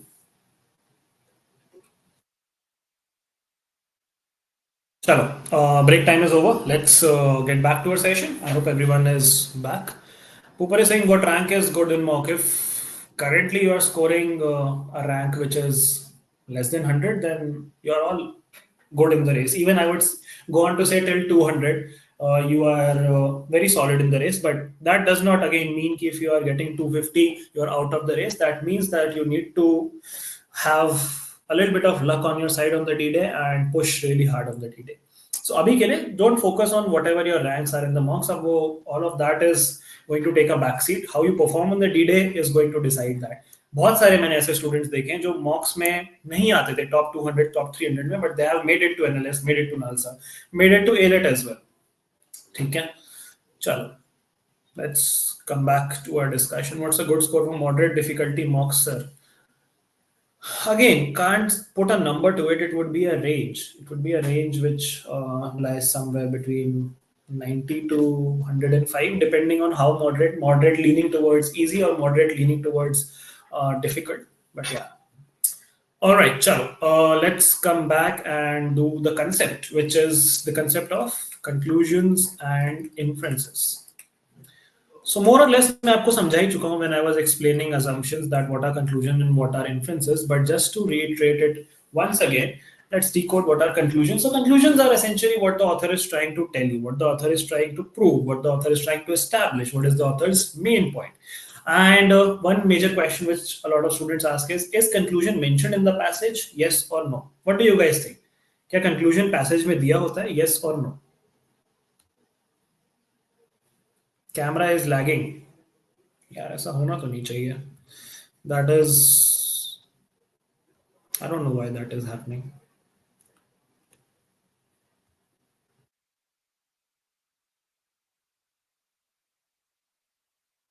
Balkirat is saying sometimes, Arman is saying sometimes, Yuvan is saying sometimes. Anusha is saying yes. Karthikeya is saying yes. Pitakshi is saying at times. Delson is saying could be. Cooper is saying more or less yes. It's basically main idea. Again, the right answer is maybe, maybe not. It could be sometimes mentioned. It could also not be mentioned. You might have to apply a little bit of brains to reach the conclusion. It might be mentioned in a different way. It might be paraphrased. Maybe not directly in those exact words. Kartik Singh इलेट के लिए क्या important है CR और AR के topic वही तो कर रहे हैं दोस्त एआर के टॉपिक्स कल कर लिए आज सीआर के कर रहे हैं जो कर रहे हैं वो इंपॉर्टेंट ही हैं ये चार इंपॉर्टेंट सबसे ज्यादा इंपॉर्टेंट टॉपिक्स है सीआर के assumption conclusion inferences and strengthening weakening ठीक है तो कमिंग बैक कंक्लूजन्स क्या होते हैं conclusions are simply author's main point may और may not be in the passage it is the author's opinion कि ऑथर ने क्या सोच के ये पैसेज लिखा है ऑथर आपको क्या कन्विंस करना चाह रहे हैं there are some indicator words which also tell you that now a conclusion is coming in a specific argument और in a specific paragraph of a passage words like therefore words like thus words like hence words like henceforth words like consequently ये सारे indicator words होते हैं which indicate that a conclusion is going to follow soon अब काफी सारे लोग ये गलती करते हैं which they believe is कि conclusion हमेशा end में आता है passage के again that may or may not be true ठीक है in 6 out of 10 cases the conclusion usually comes in the last paragraph or in the last segment of the passage but again in 40% of the cases which is a huge chunk the conclusion might be in the between in the middle or in the beginning as well in 10 to 15% of the cases so be mentally prepared for that ऐसा नहीं कि last passage से जो सबसे ज्यादा closest option दिखा वो mark कर दिया blindly it's a bad strategy for conclusions okay you can go very wrong with that so don't assume that the conclusion is going to be at the end it could be anywhere in the passage you have to understand the logical flow of the passage where is the conclusion flowing from and what are the supporting premises हो सकता है conclusion पहले दिया गया हो and उसके बाद उसके supporting premises एक के बाद एक दिए गए हो क्लास से पहले छोले भटूरे नहीं खाने चाहिए हल्दीराम के बिल्कुल नहीं खाने चाहिए pro tip for life but हाँ coming back how to find a conclusion conclusion पता कैसे लगता है आपको सबसे पहले तो the basic concept you would follow is look at the premise and what is the premise leading up to what are the evidences and facts leading up to and how it is being derived from let's say a set of statements how the conclusion is being derived then the next question which usually people ask is क्या सिर्फ एक conclusion होता है या एक से ज्यादा conclusion भी हो सकते हैं एक से ज्यादा कंक्लूजन भी हो सकते हैं ठीक है it depends on the structure of the passage and the argument there could be 3 different logical arguments अगर 3 डिफरेंट आर्गुमेंट्स हैं तो उनके 3 डिफरेंट कंक्लूजन्स भी होंगे there could be just one set of argument जिसके अराउंड सपोर्टिंग प्रेमिसेस एंड वो सारी चीजें दी गई हैं तो there could be one conclusion as well again depends on the passage कुछ ऐसा प्री कंसीव नोशंस मत लेके जाओ कि कंक्लूजन तो एक ही होता है कंक्लूजन एक से ज्यादा नहीं हो सकता and secondly do not make assumptions while solving questions of conclusion जैसे अभी हम सॉल्व कर रहे थे तो I could see chat box में काफी काफी लोग जो हैं assumptions ले रहे थे कि अगर हम इस तरीके से इसको कोरिलेट करें इस तरीके से सोचें तो शायद ये हम कंक्लूड कर सकते हैं नहीं just stick to the given fact stick to the given data information whatever is mentioned in the passage or in the logical argument that is sufficient data for you to answer your particular question. Do not approach it with any preconceived notions, any biases, any thoughts which you believe in, any ethics or principles which you believe in. उससे question गलत होने के chances आपके बढ़ जाते हैं. Then, of course, the process would be identifying the premise and conclusion, looking at the scope of the question, generic वाले eliminate कर दो, vague वाले eliminate कर दो, extreme वाले eliminate कर दो, side track वाले eliminate कर दो, and look at the conclusion which is most specific to your respective question, most specific to your respective logical argument, and that would be your right answer. So that is simply the whole theoretical kahani about conclusions. I hope this is fairly simple. We have discussed this way too many times. Arman is saying, sir, आप अमृतसर आओ chole kulche after result. Done. आप single digit rank लेके आओ. I'll come to Amritsar and I'll give you a treat. ठीक है, done deal. चलो. Diptakshi is saying there can be multiple conclusions based on the context which the question is asking. Yes, there could be. That's what I'm saying. And what Arman is saying also makes sense that there could be a main conclusion and there could be secondary conclusions. Alternatively, there could be another possible case scenario, जो क्या होता है, which is called sub-conclusions. तो ये भी हमने देखा है कि there could be a premise or a set of premise, let's say 2 premises, leading to a conclusion, a valid conclusion. But this conclusion now serves as a premise to something else, which is your main conclusion. So this becomes your sub-conclusion leading to a main conclusion. So इस तरीके से भी sentence का flow of structure हो सकता है, मतलब paragraph का फ्लो ऑफ स्ट्रक्चर हो सकता है that two premise are leading you to a conclusion and that conclusion is serving as an evidence for a final and main conclusion. ठीक है, becoming the sub conclusion. तो ये चीज ध्यान रखना कि one conclusion can also flow from a previously made conclusion. That could also be a possible case scenario. ठीक है, I believe that's all we need to know with regards to theory. चलो, चाचे दी हट्टी बेस्ट छोले भटूरे कहाँ पे है ये भी बता दो मुझे. सिर्फ बेस्ट बता के काम नहीं चलेगा. ऑलराइट, चलो let's talk a little bit about inferences. Inferences क्या होता है and how are they different from a conclusion. बहुत ही माइन्यूट डिफरेंस होता है. All conclusions are inferences, but all inferences are not conclusions. This is the first thing which you need to get. Now what this essentially means is कि जब आप एक inference draw करते हो, you draw an inference based on the given facts and given circumstances and you make a reasonable judgment. जैसे वो गाड़ी वाला एग्जांपल मैंने अभी दिया था कि गाड़ी आपने रोकी रेड लाइट पे, आवाज आई बूम की, and you make a reasonable judgment that it could be an accident, it could be a bomb blast, could be anything. But when you turn back or when you step out of the car, when you check it out, ki, haan, theek hai, it's actually a car crash, then you conclude, then you, give certainty to your inference that, okay, this is the conclusion that a car crash has happened.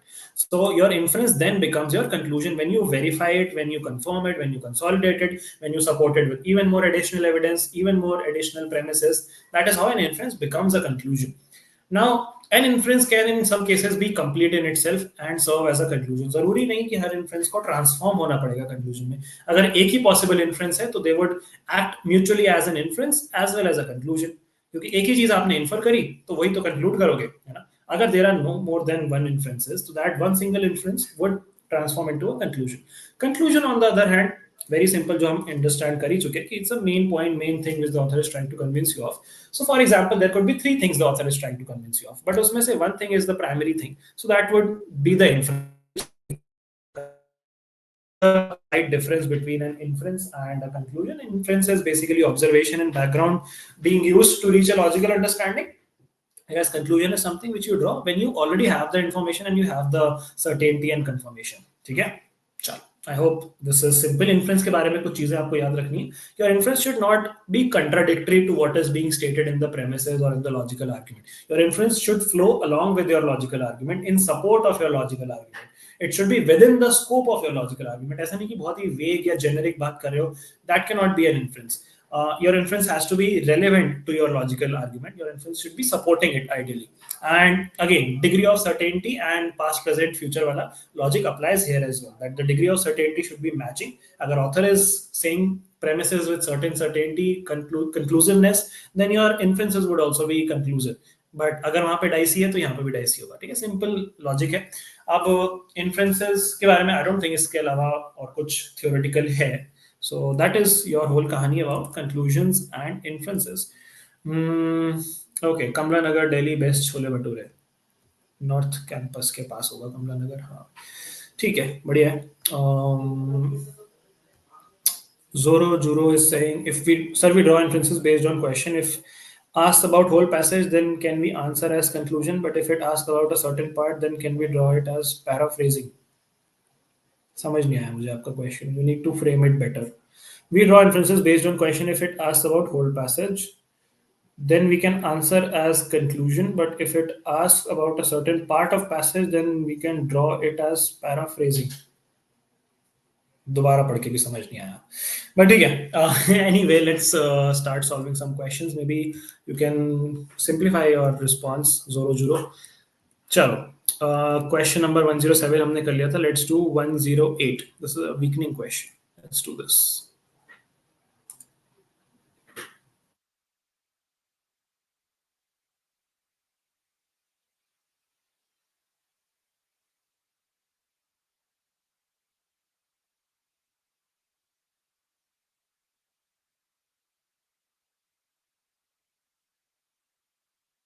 Hindi में भी लिख सकते हो आप, जोरो जोरो. अगर you're struggling with framing it in English, you can Put it in Hindi. I can read Hindi fairly well. Even Punjabi भी आती है तो वो उसमें भी लिख सकते हो बट ठीक है हाँ okay question number 108 A study conducted on a group of students found a strong correlation between the number of hours spent studying and their exam scores. Oh, मेरा example चोरी कर लिया AILET वालों ने. However, one student who studied significantly less than others achieved a top score. Which of the following, if true, would weaken the general applicability of the study's findings? The top scoring student had a photographic memory. Hmm, not necessarily weakening the study's findings. ठीक है हो सकता है but let's look at the other options. Study included a wide range of students from various backgrounds. तो ये तो strengthen कर देगा study की findings को cannot be true. Top scoring student had prior knowledge of the exam questions. हाँ ये तो definitely this can weaken the applicability of the findings. Study was conducted in a controlled environment. Again, this is in favor. This is strengthening. So top scoring student had a photographic memory. He had prior knowledge of exam questions. We are correlating between number of hours spent studying and the exam scores. So photographic memory is a little vague because we do not know that the test is just based on memory, or it could be based on critical reasoning. It could be based on anything else. So यहाँ पे this is limiting the scope of how we operate. Whereas C saying that we had knowledge of exam questions, तो ये थोड़ा better option है in weakening the general applicability. I would go with option number C. ठीक है. What have you guys responded? C. Correct. Harod is saying he's my cross. It's A. No, it's C. Chalo, let's do question number 9. 109.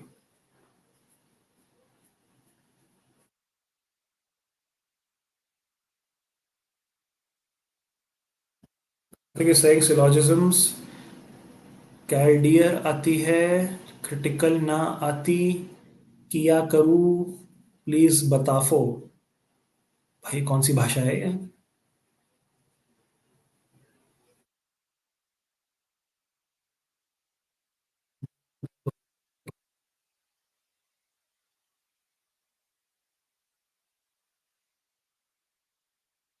क्या तुतुल पुतुल चलो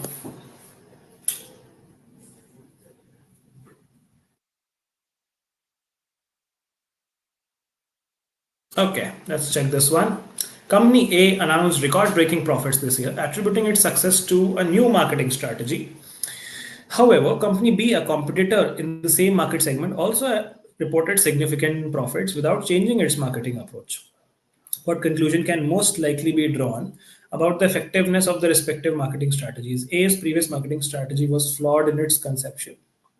कह सकते हैं. B's marketing strategy was significantly more effective than A's revised strategy. Can we really draw that as a conclusion? दोनों ने profits report किए हैं. Can we make a comparison that इनकी more effective है than their revised strategy? Previous से पूछा जाता तो हम बोल सकते थे. Revised से compare नहीं कर सकते. Company A's profits were solely influenced by its marketing strategy. Extreme हो गया, गलत हो गया. B's profits were solely due to its marketing strategy. Extreme हो गया, गलत हो गया. Elimination से भी A सही है and by following pure logic we can draw that as a conclusion because इन्होंने change करी नई marketing strategy बनाई तो profits आ गए record breaking profits आ गए. So yes, A is the correct answer. Let's do question 110.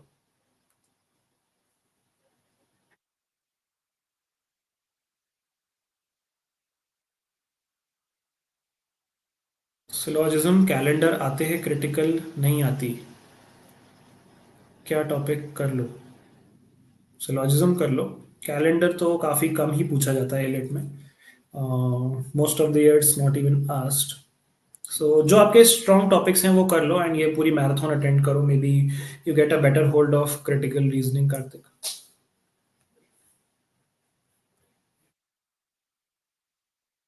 Okay, everyone is saying option number D. Let's check. Recent surge in demand for EV has led to increased lithium-ion battery production. What can we infer? The increase in lithium-ion battery production is solely driven by demand for electric vehicles. Extreme option, wrong option. Lithium-ion battery are the only type of battery used in EVs. Extreme option, wrong option. Increased production of lithium-ion batteries will lead to decrease in their cost.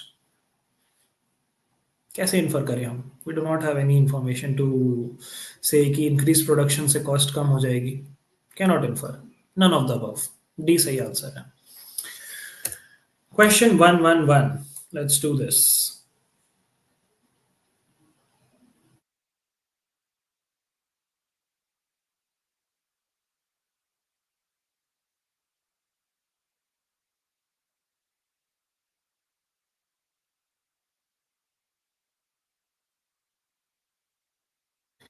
Priority topics for logical would be assumptions, conclusions, inferences, strengthening and weakening, strong and weak arguments, and from an analytical perspective, it could be syllogisms, number series, analogies, and आपके puzzle based questions. Yeah. बाकी छोटे छोटे topics like blood relations, direction sense, and number series, all of those. Analytical का syllabus is काफ़ी broad, but हाँ, ये वाले priority topics definitely you should cover. Okay, let's check out this one. Education system needs comprehensive reform to address the diverse learning needs of students. Which of the following can be inferred? Comprehensive reform will guarantee equal educational outcome for all students. Can we guarantee it? Not really. Current education system is not equipped to cater to diverse learning needs. हाँ, इसीलिए तो we are talking about reform. Can be inferred. Comprehensive reform is easy to implement and will not face resistance. This is unrelated and vague. Diverse learning needs can be met without changing. This is anti to the statement. So between A and B, A is also extreme. So B yoga. B seems to be the most valid one. All right, let's go ahead. Question number 122.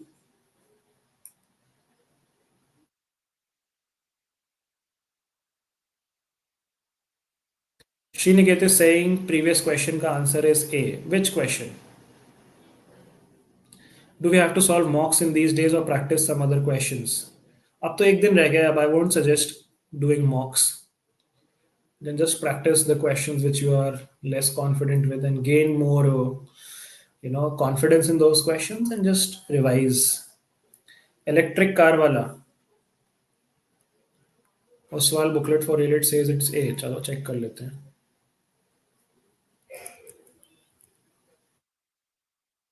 Increase in lithium-ion battery production is solely driven by demand for electric vehicles.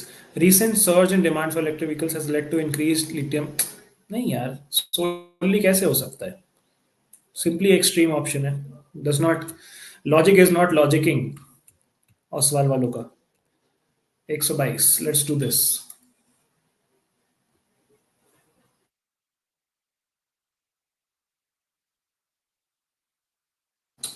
I don't agree with the key, Sriniket.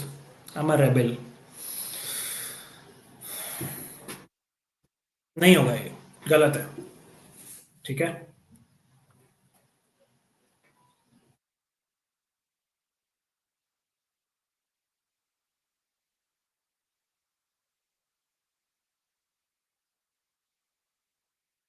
Okay, ये वाला check करते हैं.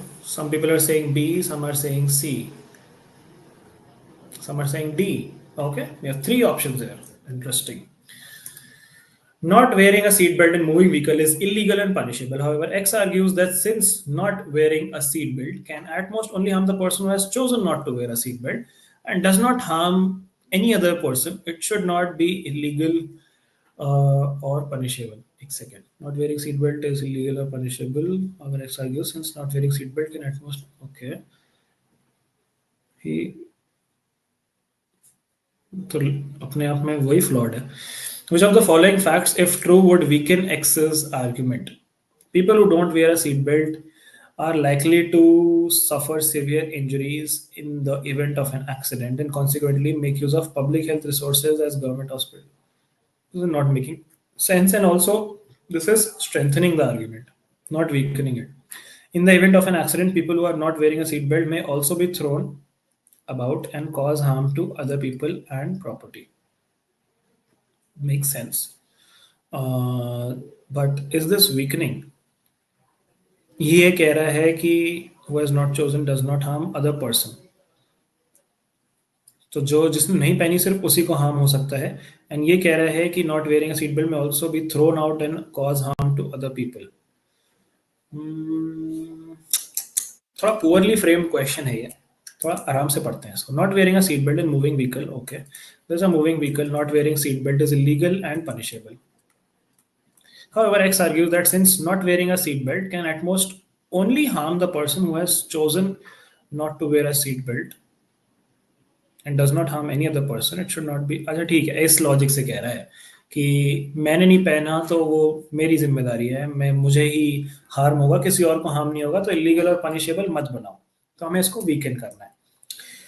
इन the event of an accident people who are not wearing seat belt, हाँ ठीक है, तो ये तो डेफिनेटली, ये तो हाँ वीकेंड कर रहा है. दिस इज वीकनिंग इट यार. आप लोग क्यों कह रहे हो नहीं कर रहा? तो बी इज करेक्ट, तो नीदर तो हो नहीं सकता. एंड ए इज तो not weakening, A is strengthening it. People who are likely to suffer. Public health resources like government hospitals. ये this is a very far fetched argument.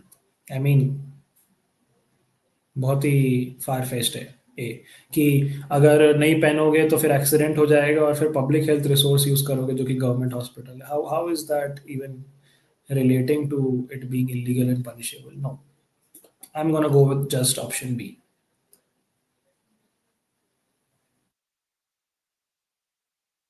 Oswald says it's option C. Bhai, I don't trust Oswald.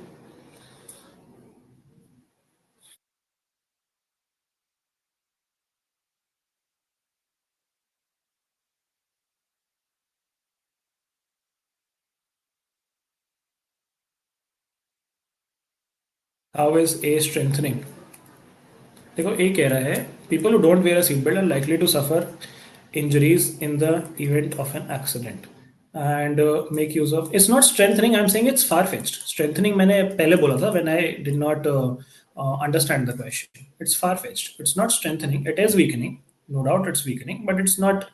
Uh, the logic does not make sense. But those public resources could have been used. I don't know. Seems too far fetched here. ठीक है, सी मान लो. अगर इतना far fetch reasoning we are using, let's go with सी.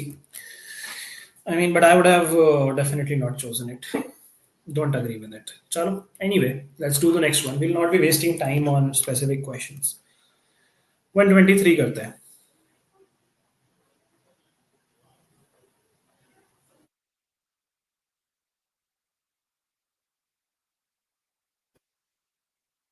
या exactly, जो हाहा road ने लिखा है और कूपर ने लिखा है वही लॉजिक वही है, but you see it's not a direct correlation. It's a very far fetched indirect correlation.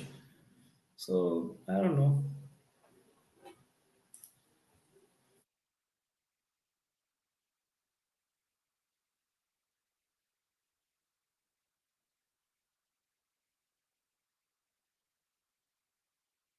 Okay, यहाँ पे everyone is saying B.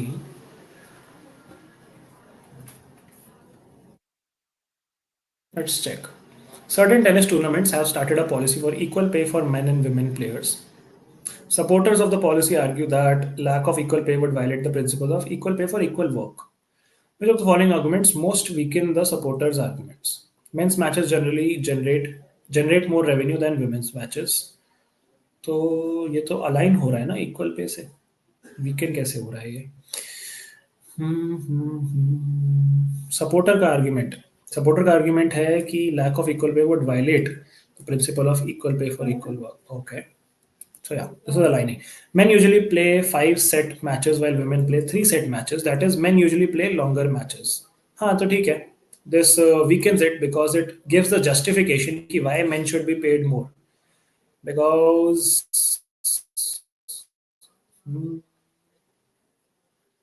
longer matches, more revenue. Okay, wait. Certain tennis tournaments equal pay equal policy है. Supporters of the policy argue that lack of equal pay would violate the principle of equal pay for equal work. ठीक है. They are saying the same thing. Because following most weekends. Okay. Revenue, men generate more revenue than women's matches. I think this is a solid weakening argument. Option number A. Why are you guys not going with option A? ठीक है, men play longer matches तो उस वजह से उनको ज़्यादा पैसे मिलने चाहिए. This also makes sense. But if men generate more revenue than women's matches तो उस वजह से भी तो उनको ज़्यादा पैसे मिलने चाहिए. This also you know, equal pay for equal work. But ठीक है, if you just focus on equal work वाला aspect, then B makes more sense because they are doing more work. So if you look at it from a work perspective, then B makes more sense. If you look at it from a pay perspective, then A makes more sense. But in order to balance both the things, let's go with option number B. C is saying principle of equal pay for equal work did not need to bekar option. We'll go with option number B because of work thing. ठीक है, ठीक है, ठीक है, I agree भाई। अरे लड़ने लग जाते हो आप लोग तो। अभी लॉयर बने थोड़ी हो, बन जाओगे। पर ठीक है, I appreciate that you guys give your opinions and counter arguments. I really enjoy this healthy debate. Let's do question number 124।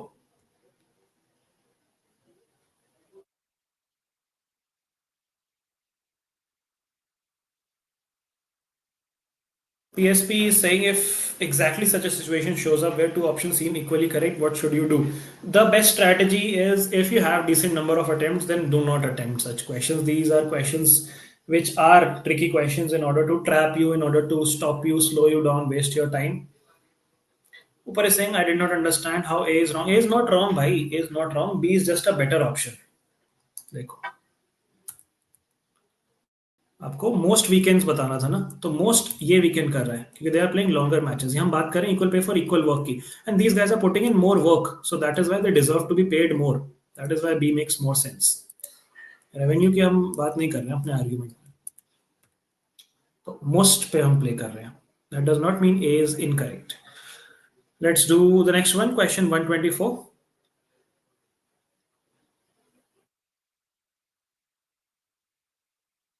If there is more revenue, how can we conclude they put in more work? हाँ, exactly what I'm saying.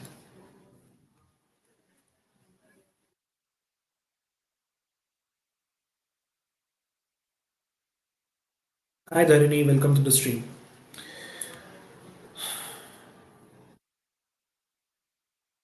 Okay, chalo, let's check this one.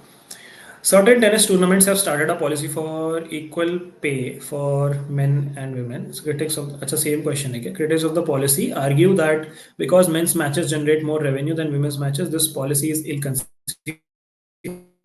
Which of the following most weakens the critics' arguments? Okay, so यहाँ पे वो वाला question आ गया. Revenue generation should result in equal pay. Not really. This is not weakening the argument. Organizers of tournament are have more than enough money and can afford to pay all players high amounts. Just because they have enough money and they can afford to pay all players high amounts, does that mean that they should not pay men and women players equally? No. I would go with neither. Neither A or B makes sense. None of them are weakening it. Let's do question number 125.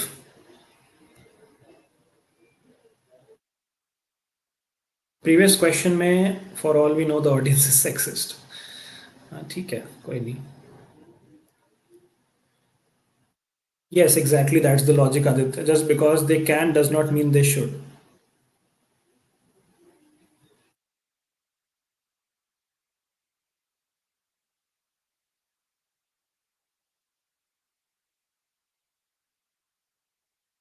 Let's do 125.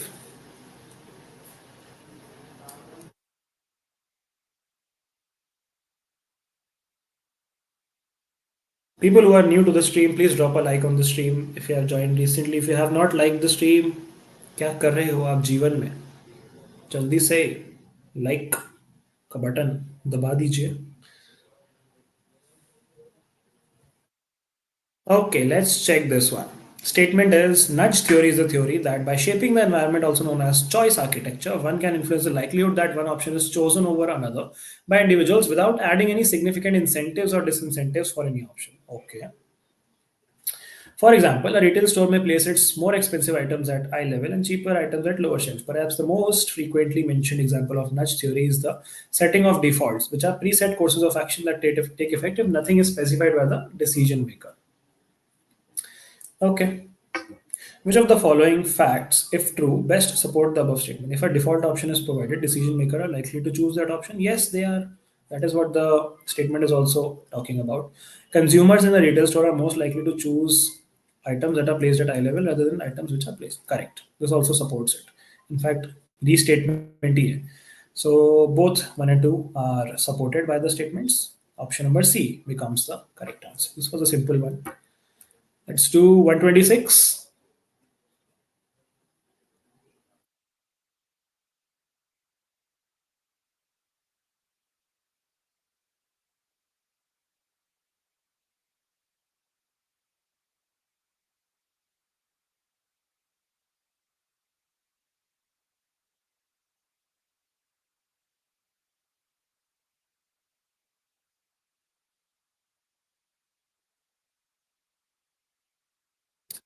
Okay, Daksh has a counter, but in option it is said they are choosing the default, but in passage it is said that they are not choosing, but I made when, but it I made when not made decision.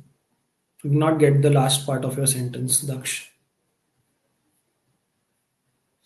Okay, let's solve this one. Daksh, can you rephrase your sentence? I'll address it. Some children's books which were published in the 1950s contain racist and sexist language that would be unacceptable today. These books should be republished with the racist and sexist language omitted. Which of the following most strengthens the argument? All right. Children who are exposed to racist or sexist language will think that such language is acceptable. This is definitely strengthening. Racist or sexist language should never be permitted to be published for any reason. थोड़ा सा extreme जा रहा है ये. This is going a little extreme.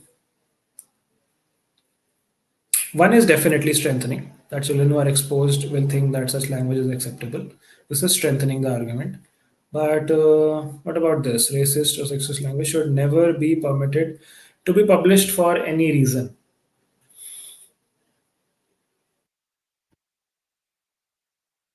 No, we're just talking in context of children. If adults want to read racist or sexist books, they have their free will. I mean, the author does not say that children के अलावा adults के लिए भी ये omission होना चाहिए. So that would be making an assumption, and it's not really strengthening it. We are only talking about children. So I believe I'm just gonna go with option number A here. Can you guys check the answer key for this one? It would be interesting to see what is the official answer. And please check the answer key by correlating कि question number ये है and उसमें question number का answer number ये है. Because यहाँ पे question can be something else, the number can be something else. So एक बार check कर लो इसको. I believe I'm going with option number A here. Sriniket is saying, I have a question that may sound absurd. I mean, we all know racist and sexist language is wrong, but in a question, should we go with the default view that it is bad? Exactly. My take is that we should go with a neutral view. We should not let our preconceived biases and notions that it is bad affect the argument. That is the whole premise of logical reasoning, right? We are just looking at logic. We are not looking at biases. चलो ठीक है official answer की ने confirm कर दिया Balkirat is saying it's A in the official answer key so finally we have some agreement with the official answer key this time. हाँ Vivaan I hear you bold में चिल्लाने से ज्यादा नहीं हो जाएगा बट द क्वेश्चन सेज कि language is unacceptable for children ना understand the context children books containing this would be unacceptable today पूरा पढ़ो ना चिल्ड्रंस बुक्स के कॉन्टेक्स्ट में वो बोला गया है correct Okay, I hope everyone gets it. Harrod is saying do not sacrifice accuracy for more attempt. Yes, I agree. Chalo, chalo, chalo. Let's go to the next one. This is settled. I think we all understand now why A would be the only one. Let's do question number 136. Which of the following are most appropriate conclusions of the above passage? Let's do this. We have four conclusions. Three और four तो options में ही नहीं है ये कैसे options हैं वाह why would you even give conclusion 3 and 4 if they are not in the options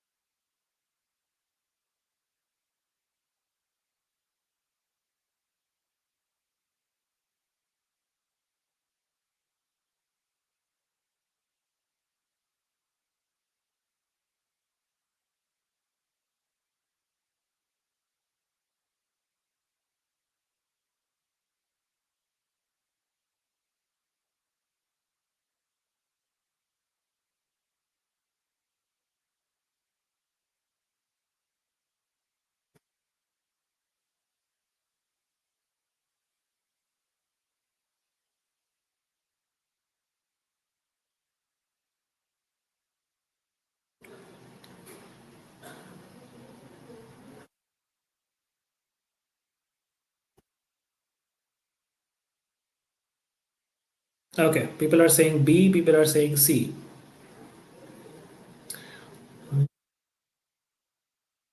marathon से I am getting more confuse than पहले नहीं ऐसा नहीं है यार it's just a couple of like two three odd questions जिसमें ऐसा होता है mostly the more you practice the more equipped you become to handle such questions अब आपने ये भी सीखा ना कि किस टाइप के क्वेश्चंस आपको छोड़ने हैं so you get to know that skill as well जिन क्वेश्चंस में दिक्कत आ रही है उनको छोड़ना भी जरूरी है ठीक है तो पैसेज पढ़ लिया मैंने questions of whether colonialism was good is a complex and debated topic some argue that colonialism led to advancements in technology etc. However it also brought about immense suffering exploitation and loss of sovereignty for many indigenous populations negative consequences including this often outweigh any potential benefits in contemporary discourse it is generally recognized that harms of colonialism far outweigh any perceived good, and its legacy continues to shape global inequalities. Do you guys realize I emphasized on certain words like any and immense? I was trying to show you the degree of certainty which the author is using. Which of the following are most appropriate conclusions based on the above passage? It is important to see both good and bad side of colonialism to understand the impact. Yes, that definitely makes sense as a conclusion. Irrespective of the good that colonialism brought, it can never justify the bad it perpetrated.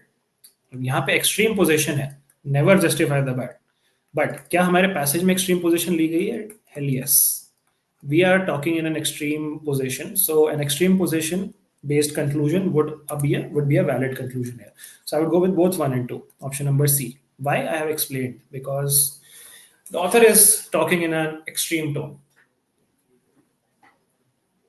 ठीक है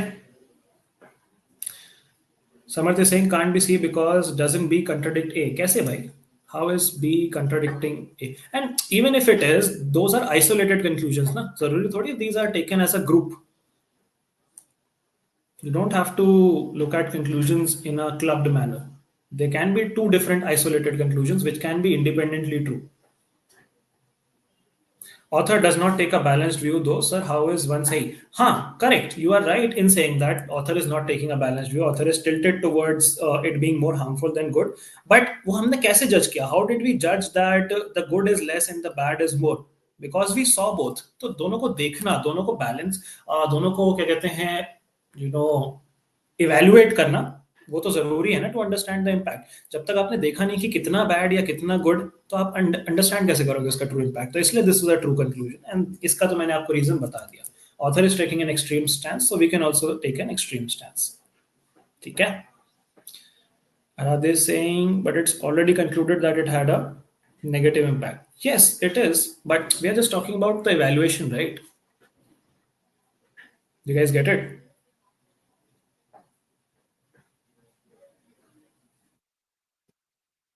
Make sense? I hope this is sorted.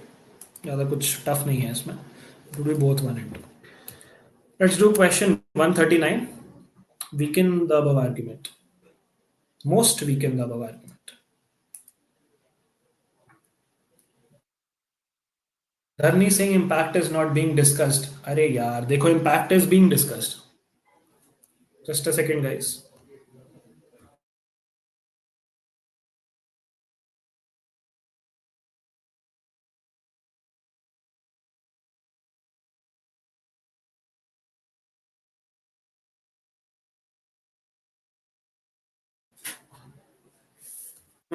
Sorry guys, coming back. देखो impact को discuss कर रहे हैं ना whether it was good or bad is a complex and debated topic. Some argue that it led to advancement. So he's talking about both the sides. He's evaluating both the sides. So it is important to evaluate both the sides to assess the impact. And that is why I say this is an appropriate conclusion. ठीक है 139 करते हैं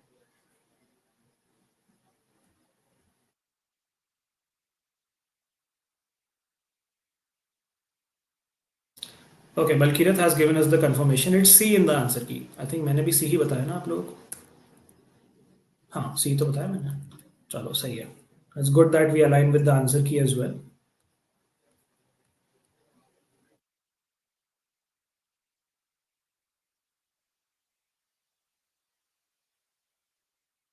Karthik is saying what to do in situation when Me get stuck like empty box while solving and twisted question. I waste my 4 minutes, some around there. Bhai, you need to really work on your English, Karthik. But try to have a mental timer in your mind where you keep looking at the watch and realize that 1 minute has passed. Maximum you have a buffer of 20 odd seconds. If 1 minute 20 seconds maybe question is not getting solved, then just move on. You have to accept that you have to move on. Okay. Can we mark options in AILET? What do we mean by options in AILET? Samarth is saying was conclusion 3 apt in the previous question. Options में नहीं था तो मैं evaluate भी क्यों करूंगा उसको? Why would I even waste my time on this? But मैं check कर लेता हूँ because you're asking. It was necessary to do bad to attain the good in colon. No, no, no. This is not a valid conclusion. That it was necessary to do bad to attain the good. Not a valid conclusion. Okay, let's check this one. You guys have answered this. Can be marked in. Acha, okay. Yes, you can mark in the question booklet. There is no specific instruction which bars you from not marking it.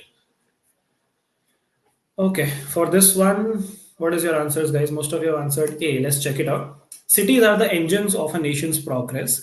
However, many cities are poorly managed and struggle to provide a basic standard of living to many residents. At the core of the problem is the question of autonomy of cities that are almost always dependent on central or state government for even basic needs. A new report suggests that this can be remedied through constitutional amendments to provide more autonomy, means of revenue generation, and discretion in spending to cities. Which of the following below facts, if true, most weaken the above argument? Cities which are self-governing have historically not been able to provide a good standard of living तो ये तो definitely बहुत ज़्यादा weaken कर रहा है कि उनके पास पहले से सेल्फ गवर्नेंस है बट वो स्टिल स्टैंडर्ड ऑफ लिविंग नहीं दे पा रहे हैं seems like a good one. Constitutional amendments may take some time to be passed. So how is this weakening?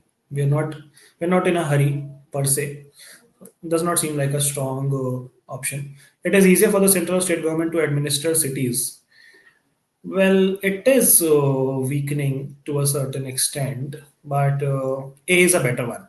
Most को अगर देखें, so A seems to be a better one because it contradicts it entirely. So yeah, we'll go with option number A. Let's do question number 140.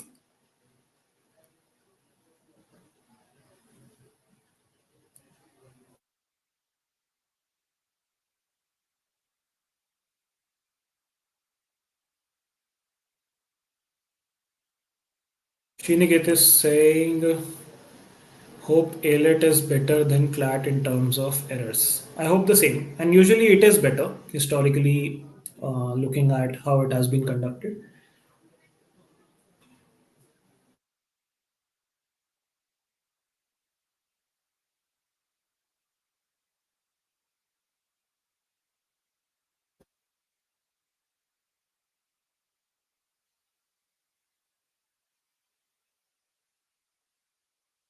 Karthik is saying, sir, be like English born in England and died in chat box.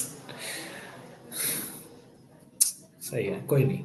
It's just a language. I don't really want to you know take a moral high standing that I know better English and English is necessary. But for a competitive exam like CLAT, unfortunately, you need to be good at it.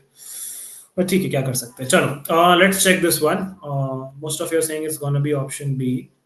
A town was faced with the problem of an excessive number of rats. To solve this, the town started offering a financial reward for every rat killed, which was to be proved by showing the severe tail of the rat. Which of the following facts, if true, would be an argument in the favor of the town's policy? Okay. Merely cutting off the tail of the rat does not stop a rat from surviving and producing more rats. So against हो गया. Once the tail is cut off, rat cannot survive. This is in favor. Cutting off tails is an inhumane way of solving the problem. This is unrelated and vague. None of the above भी नहीं होगा. This makes sense. B is the correct answer. Let's do 141.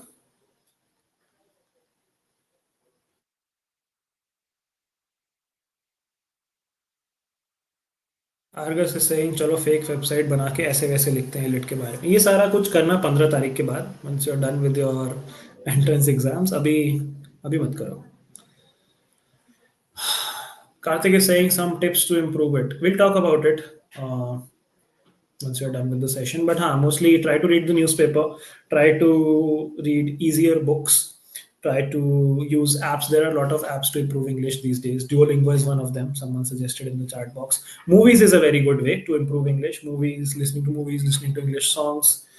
And yes, just try to use the language as much as you can. Try to consume it as much as you can and use it as much as you can. Those are good ways. And I'm sure you'll be there, yeah. It's not a big deal, honestly. If you're not good at it, you'll be good at it.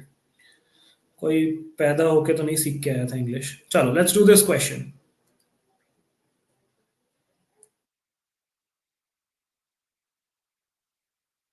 Okay, some are saying B, some are saying C, some are saying D. We have three options. Interesting question coming. Okay.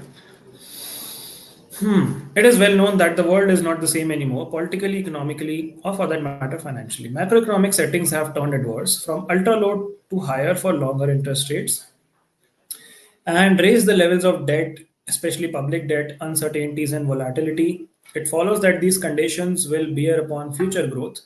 The breaking up of trade supply chains and their reshaping, for example, will be costly for the world in general, according to calculations, and costly for the emerging and developing countries. Okay, fair. Which of the following assumption is made in the above passage? Economic events in one part of the world always shape other parts of the world. Too extreme. Not right. When macroeconomic settings turn adverse, future growth gets impacted. Hmm, I think we can assume this. यहाँ पे देखो macroeconomic settings have turned adverse and raised this, and this has a bearing upon future growth. It follows that these conditions will bear upon future growth, breaking up of trade supply chain, etc., etc. I think B seems to be the right assumption because if I negate this, when macroeconomic settings turn adverse, future growth does not get impacted, then my argument would not make sense, right? If the future does not get impacted, ये सारी चीजें क्यों होंगी? So even in the negation rule, the argument made sense. So I'm gonna go with option number B. Both नहीं हो सकता because A is too extreme. Neither भी नहीं हो सकता because B is correct. Can anyone quickly check because काफी different responses आए थे इस पे? I am going with option number B. Haha Road is saying in these shorter questions, do you read the passage first or the question? It makes more sense to read the passage first in these short type of questions. Hari saying is not option B a restatement? In a way, yes. देखो different words में लिखा है. It's not exactly a restatement. Macroeconomic settings have turned adverse from ultra low, etc., and raised the levels of debts. It follows that these conditions will bear upon future growth. So it's not directly mentioned that when macroeconomic settings turn adverse, future growth gets impacted. They have given you an example of where this has happened. They have given you a premise leading to a conclusion. And यहाँ पे ठीक है precisely hidden नहीं है मैं ये नहीं बोलूंगा पूरी तरीके से हिडन है assumption थोड़ा सा स्टेटमेंट मेंशन है but there does not necessarily has to be 100% hiding of the assumption. Sometimes the assumption can be a little visible. That's okay. It necessarily does not has to be 100% undercover. ठीक है चलो it's gonna be option B. I think that is the correct answer. All right, according to answer key, it is C. नहीं भाई हो ही नहीं सकता. C हो ही नहीं सकता. Economic events in one parts always shape other parts of the world. This is firstly way too broad. Secondly, way too extreme. Logically सोचो यार. Economic events in one part. Let's say economic events are just happening in the country of New Zealand, which is an isolated country from all the other continents. How would it always shape other parts of the world? Simple as that. ठीक है and यहाँ पे भी देखो breaking up of trade supply chains in the reshipping will be costly for the world in general लिखा है in general का मतलब समझते हैं आप usually not always in general and always कैसे कोरिलेट कर सकते हो आप ठीक है चलो एंड यहाँ पे भी इन्होंने देखो costly for emerging and developing countries लिखा है not for all countries only for emerging and developing countries. So again, not shaping always shaping other parts of the world. There are parts of the world which are, let's say, the developed countries which are not being affected by economic countries in, let's say, a country of Africa. Africa में economic events हो रहे हैं उससे US नहीं हो रहा develop मतलब क्या कहते हैं impact. So simply तो logical बात है कि A cannot be true as an assumption. Let's do 142। इसके बाद कौन सा सेशन है? 6 to 9। इसके बाद 6 to 9 है इंग्लिश का सेशन, जहाँ पे Rahul Reddy sir, who was all India rank 3 in the previous CLAT, would be giving you his expert tips on the English section. He would also be solving past year questions with you guys.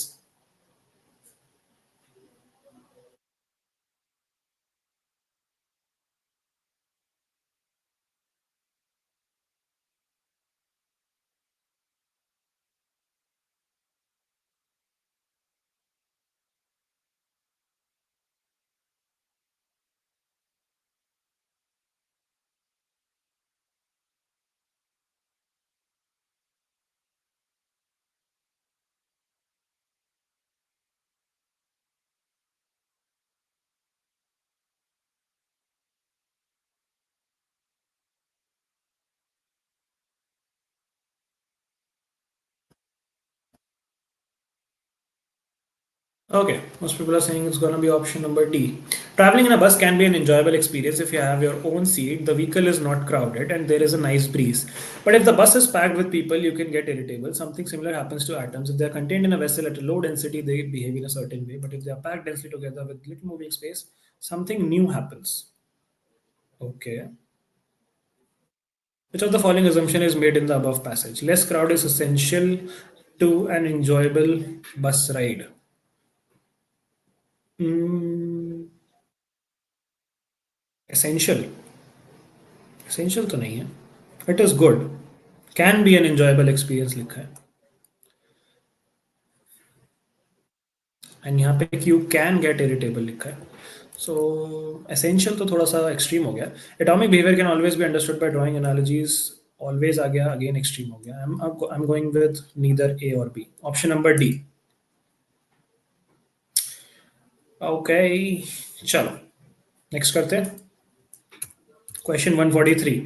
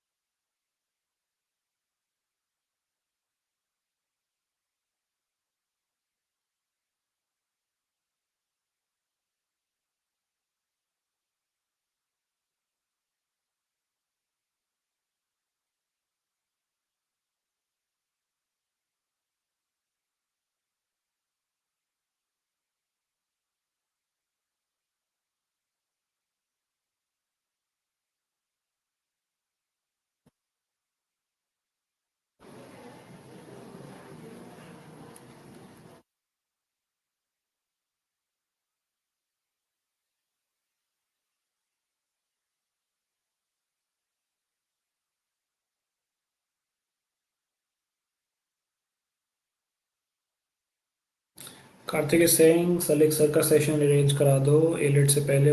कल ही तो हुआ है भाई. Check out the channel. कल ही session हुआ है सलेक सर का.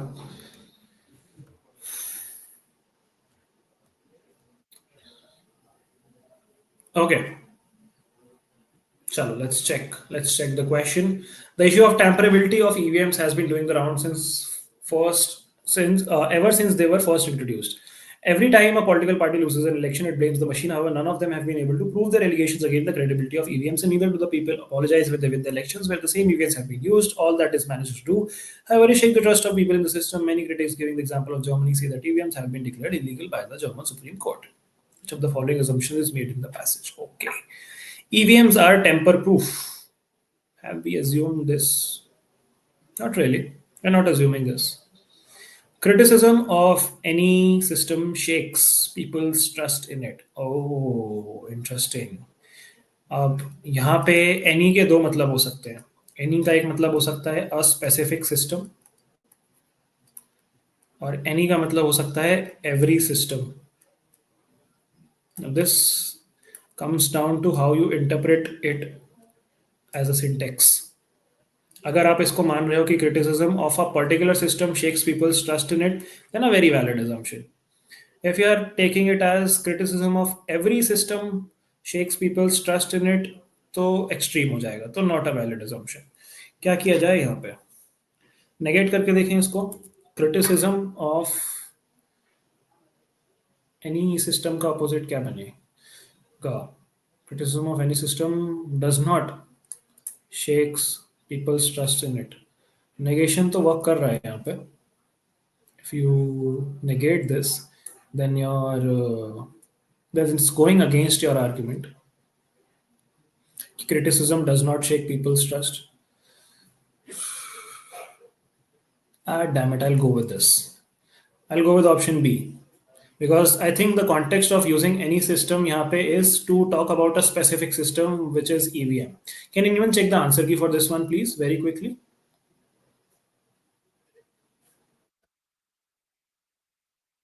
I agree कि any system से एक वो जा रहा है, extreme sense जा रहा है. But I'm looking at it with a specific context. कि any मतलब अspecific भी हो सकता है. Can anyone quickly check the answer key? Is it B or is it D? Aditya Singh, do you think PYQ and revision of prep done for CLAT is enough for GK? हाँ यार, it's more or less enough. You can look at a couple of magazines or compilations to just supplement it, but ज़्यादा नया क्या ही पढ़ोगे 4 दिन में. D in the answer key? हाँ तो ठीक है. That means they are taking the extreme वाला approach. Okay, cool. That means they are taking the other point of view. Option number D. Okay. ठीक है. We are following the rule. All right. Let's go with D. D in the answer key. So you guys are right. Even I was here breaking my rule, and that is why I went wrong with this. कि अगर any लिखा है तो extreme option है. So see, that's what happens when you break the rule based on gut feeling. Lesson for everyone. चलो ठीक है, कोई नहीं. Let's do question 144. I know it, I can get it from the AILET website, but मुझे correlate करने पड़ेंगे ना question and answer, and इसमें ऑर्डर डिफरेंट है थोड़ा. The answer keys order is a little different.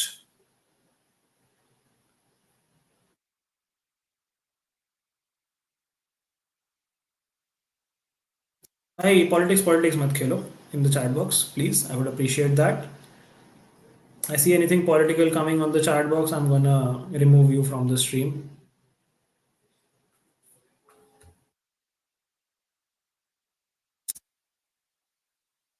Let's do this.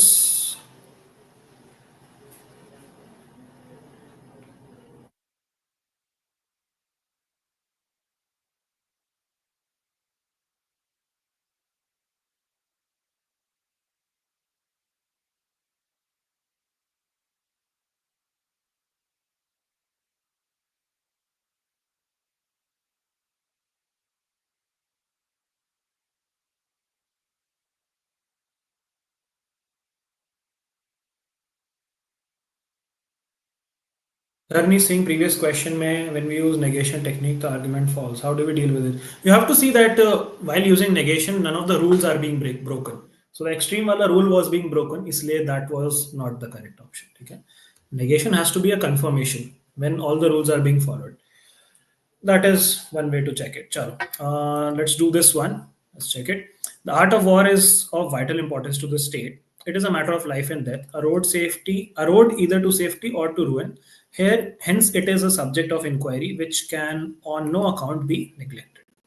Okay. Which of the following assumptions is made in the passage? Matters of life and death should not be neglected.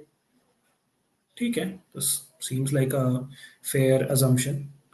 Matters of life and death are of vital importance to the state. हाँ ठीक है, both of them are valid assumptions.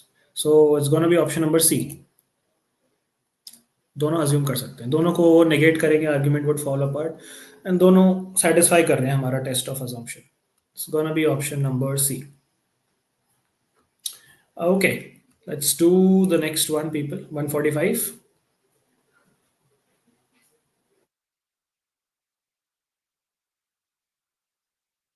अरे थम जाओ भाई chat box.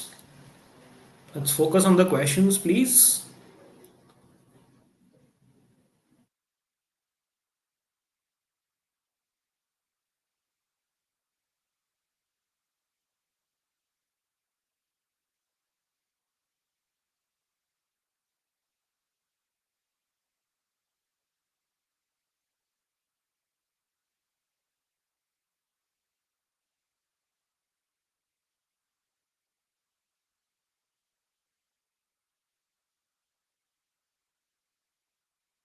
Okay, let's check this out. In a survey of IT professionals in Bangalore, those who regularly practiced yoga reported fewer instances of work related stress than those who did not. Priyanka, an IT professional from Bangalore, rarely feels work related stress. Which of the following can be inferred? Priyanka practices yoga daily. Priyanka never practices yoga. Priyanka might be practicing yoga. Huh, this can be inferred. Might be. Correct. Option C. No doubt about it. Let's do 146.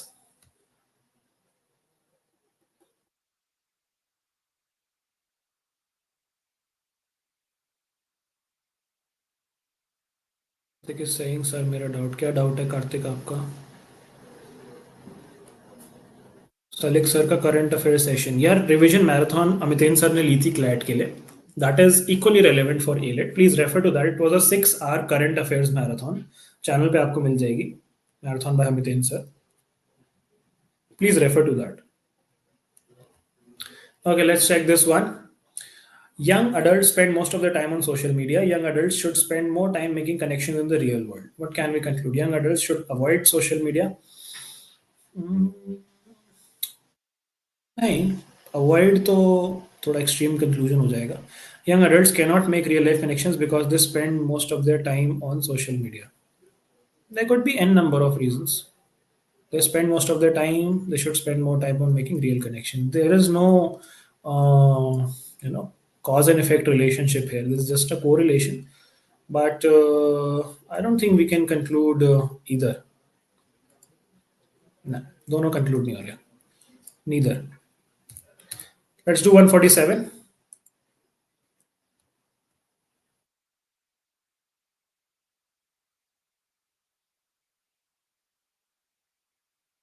Cyber killer, the answer to last was none of the above. That is option number D.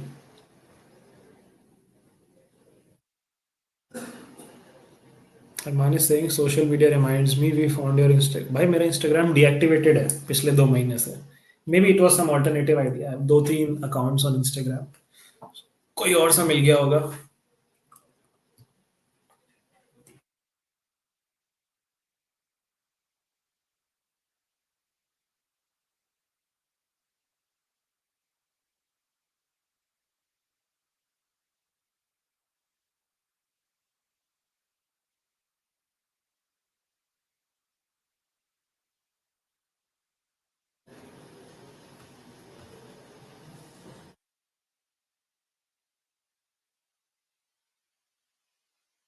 Winter arc हाँ कह सकते हो winter arc चल रहा है.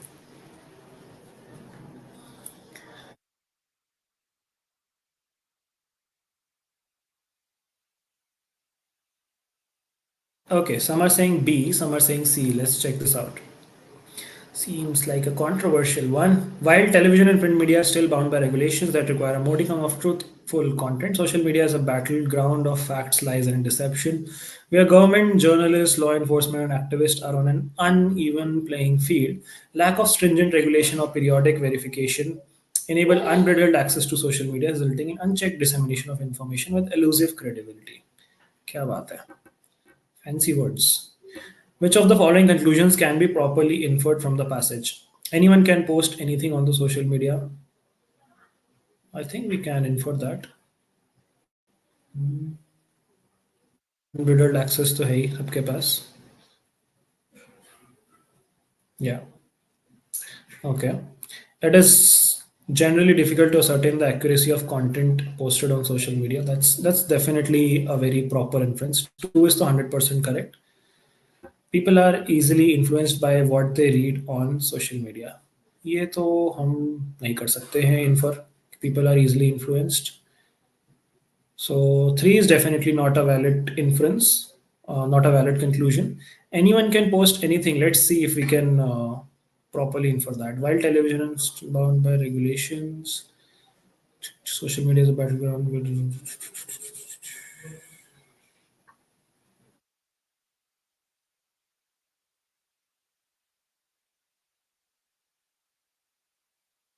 थोड़ा सा extreme है anything and anyone there could be restrictions again यहाँ पे assumptions बनाने पड़ेंगे काफ़ी सारे एक बार चेक करना आंसर की क्या कह रही है I would go with option number B यहाँ पे। ये मैं प्रॉपरली नहीं इन्फर कर पा रहा हूँ। I can infer this to a certain extent but I can not properly infer that anyone can post anything on the social media.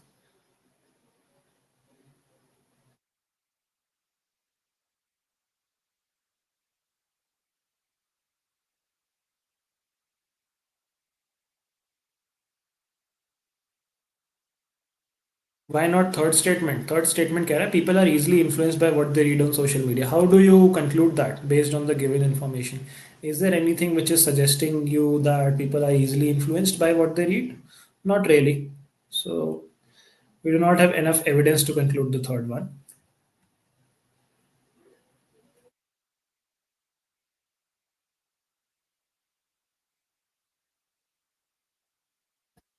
The words unbridled and elusive are adding to it. That's true. That's true. But they are also used in a context. Context of unbridled for whom? Unbridled for governments, journalists, law enforcement, and activists. You know, this is this can go both ways. To be honest, did anyone check the official answer key?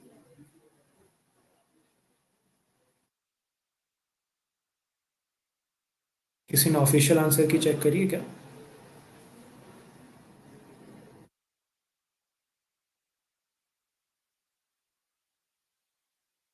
The official answer key is on the website of AILET.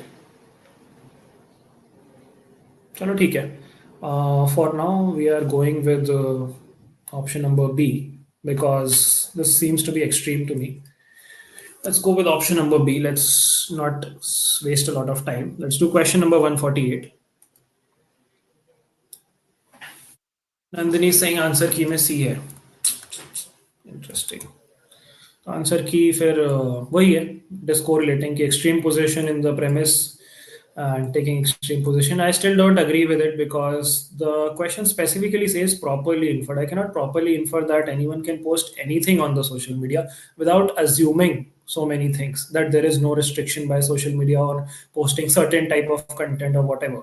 How do I assume they can post anything? They have unbridled access to social media. Access does not equate to posting. Na? How is access equal to posting? तो वहां पे मेरा डाउट है regarding proper inference.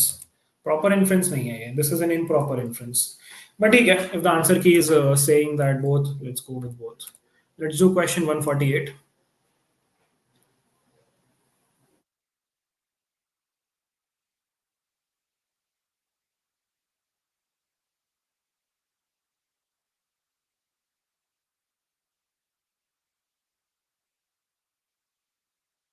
Unbridled means no restriction, that's correct, but unbridled access है ना. Posting की बात कहाँ हुई है? The questions we are solving are from 2024 Vivaan.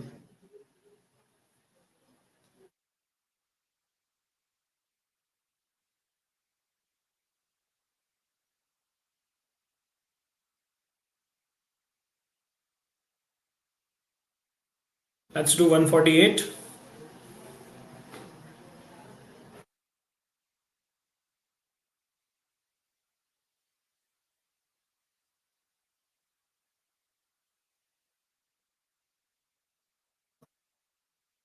Mukti saying in most of the questions the logic is not based on extreme choice. So should we stick to extreme option elimination or follow the logic?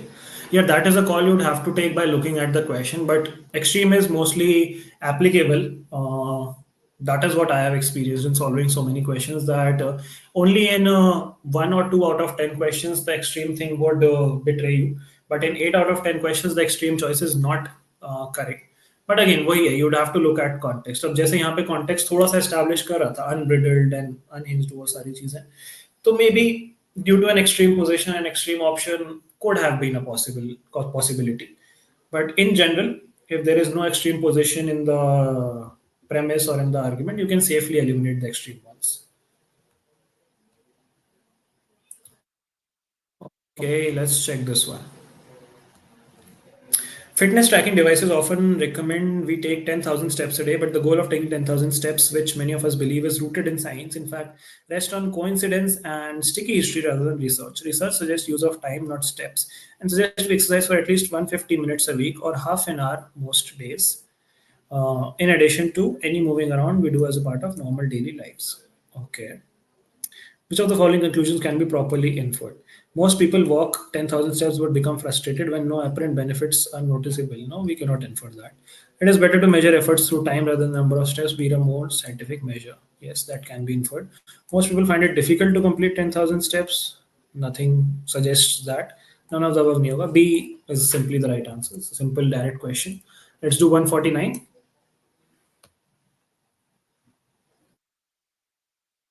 Yes, Mukti, you could follow the tone as well to get to the right answer.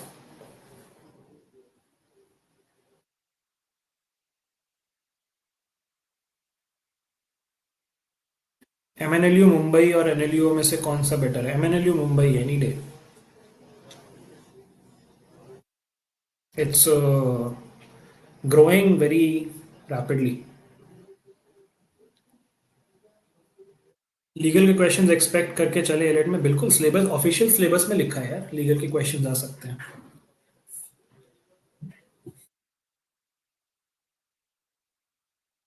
Okay, question 149. some are saying A, some are saying D. Let's check. Human beings are entitled to dignity and rights while non-human beings are not, because human beings are autonomous while animals are heteronomous. Okay. In other words, animals are not in control of their actions and are guided entirely by pleasure and pain, while human beings are capable of acting for moral reasons, even contrary to pleasure and consonant with pain. Which of the following assumption is made in the passage? Entitlement to dignity and rights flows from the ability to act for moral reasons, contrary to pleasure and consonant with pain.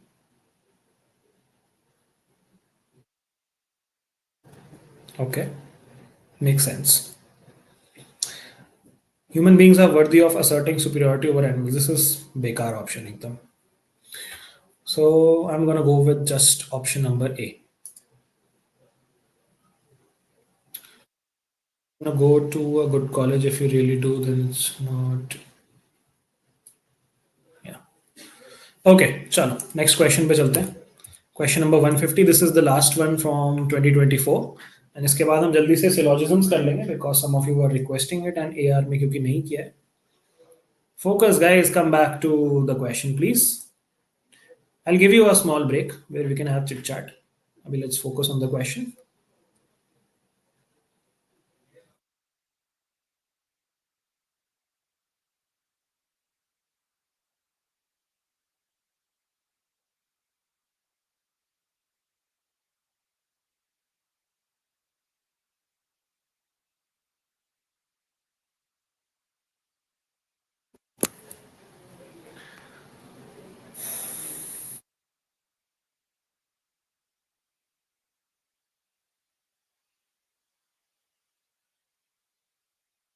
Okay, some are saying B, some are saying C.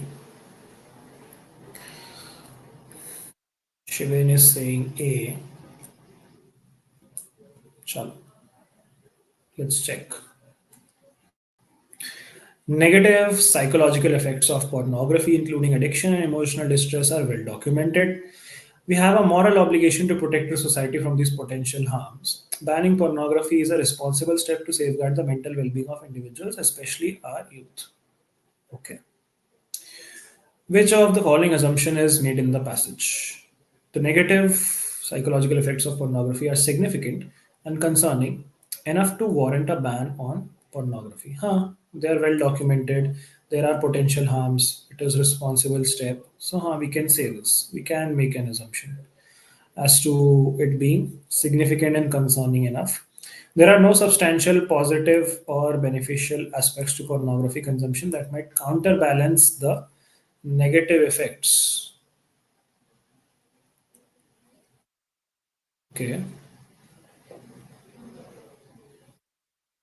Can we assume there are no substantial positive or beneficial aspects because they are not mentioned? Is what I'm thinking. But again, if I negate this, that there are substantial positive or beneficial aspects that might counterbalance the negative effects, how does that impact my argument? Can I still say that banning it is the responsible step? Maybe I can, even if there are beneficial aspects, because of confirmations that these are well documented, the bad effects and the moral obligation. So the passage is leaning a lot towards the negative effects. I am a little confused here. What do you guys suggest?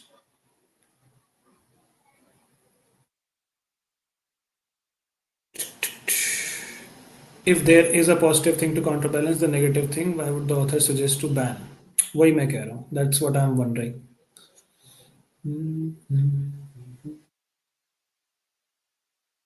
A तो definitely नहीं है. It's either between B and C. B तो definitely है assumption, valid assumption.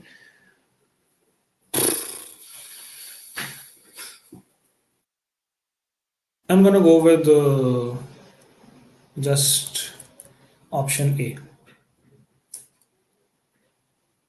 I don't think this is a implicit assumption.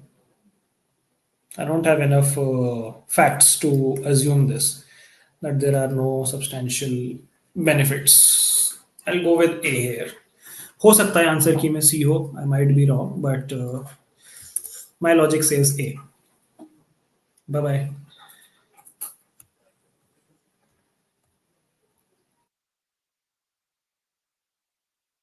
This is 2024 का paper. B saying not enough benefits to answer की C. हाँ मुझे लगा ही था. मुझे लगा ही था आंसर की में सी होगा. चलो ठीक है, वही है ना, negation test is getting satisfied and ठीक है, fine. It's a question which can go both ways. So we did approximately 35-40 questions today, and we encountered 4 or 5 such questions which could go either way. And I would suggest that these are the 4 or 5 questions, the tricky ones, which you should ideally avoid or not attempt if you are not very sure about them. That is the takeaway from this particular exercise. We have 22 odd minutes left in the marathon to end. So I'll quickly cover the concept of syllogisms for you guys, and then probably we can look at any questions which you guys have, and then we can close the session. So let's talk about syllogisms. Pretty simple concept. Just need to know about 5-6 possible variations. Let's start with the first and the most easiest one, which is sum A or B. Very simple. You draw an A, you draw a B, and you draw an overlap. So this is how you draw sum A or B. Now sum A or B से क्या valid conclusions flow करते हैं? You can say that sum A or B, this is a valid conclusion. So essentially restatement is a valid conclusion no matter what someone else might have told you, because logic, duh. And what else can be a valid conclusion? When you talk about possibilities, all can be a possibility here. All A or B is a possibility. ठीक है, ये mention होना जरूरी है, is a possibility. In normal circumstances, some say all would not be a valid conclusion, but if you talk about a possibility, there can be a possibility, because we do not know sum मतलब कितना. Some can be 1% overlap, some can also be 100% overlap. Sum A or B का मतलब ये नहीं होता है कि sum A or not B. That is not something which you can conclude from sum A or B. Sum A or B लिखा है, इसका मतलब ये नहीं होता sum A or not B. It could be 1% A भी हो सकता है, 100% A भी हो सकता है. So you can have this much overlap, you can have this much overlap, you can also have पूरा का पूरा overlap, which is sum A or B being all A or B a possibility. ठीक है, possibility word is important. Directly आप conclude नहीं कर सकते, as a possibility आप कंक्लूड कर सकते हो सम ए आर बी में कि some A are B is a definite conclusion, all A or B is a possibility, no A or B is definitely wrong, and some A or not B is also definitely wrong, because we cannot conclude this. अच्छा, some A or not B is a possibility में true होगा. अगर some A or not B is a possibility लिखा है for some A or B, then that is definitely true. ठीक है, some A or not B as a possibility is true, and all A or B as a possibility is true. आप लोग distinction समझते हो ना, valid direct conclusion में and as a possibility वाले conclusion में. आई होप उतना पीछे जाने की मुझे ज़रूरत नहीं है. यार क्या लड़ाई चल रही है चैट बॉक्स में? ब्रेक? यार 20 मिनट में सेशन ओवर ही हो रहा है. Can you revise assumption? We have done assumptions in the beginning of the class. I think you joined late. I hope this one is clear. Sriniket, I'll take a break when we are done with assumptions. ठीक है? Sorry, when we are done with syllogisms. Let me just complete syllogisms because this is an important topic. कल I'm expecting a few questions. चलो, तो sum A or B I hope is clear to everyone. Let's look at all A or B. All A or B is simple to draw. You draw an A, and encircling it, you draw a B. That is, all of A lies within B. This is how you represent all A or B. अब यहाँ पे क्या क्या conclusions true होते हैं? Sum A or B तो definitely true होगा, क्योंकि अगर सारा A B है तो कुछ A तो definitely B है. Sum A or not B, this would definitely be false because all of A are B. So sum A or not B cannot be true. ऐसा नहीं हो सकता कि कुछ A B नहीं है. जब सारा का सारा A ही B है तो A का कोई हिस्सा ऐसा नहीं है जो B ना हो. ठीक है? एंड ऑल से ऑल वाला कंक्लूजन तो ट्रू होगा ही. All A are B means all A are B. And no वाला फॉल्स होगा. नो ए आर बी लिखा है तो that is definitely false because all of A are B. तो no A are B can not B true. ठीक है? So all वाले case में all is true and some A are B is true. ठीक है? These two are false. Some A are not B is false and no A are B is false as a conclusion. So that was about your all A are B. Next क्या होते हैं? Next होता है आपका some A are not B. तो इसको आप कैसे बनाते हो? You draw an A and you draw a region in A which is not B. ठीक है? So this part of A cannot associate with B. Some A are not B. Now some A are not B से क्या आप बोल सकते हो some A are B? Is that a valid conclusion? Quickly tell me a yes or no, guys. Is this a valid conclusion which I can make from some A are not B? Can I say some A are B if some A are not B? Yes or no?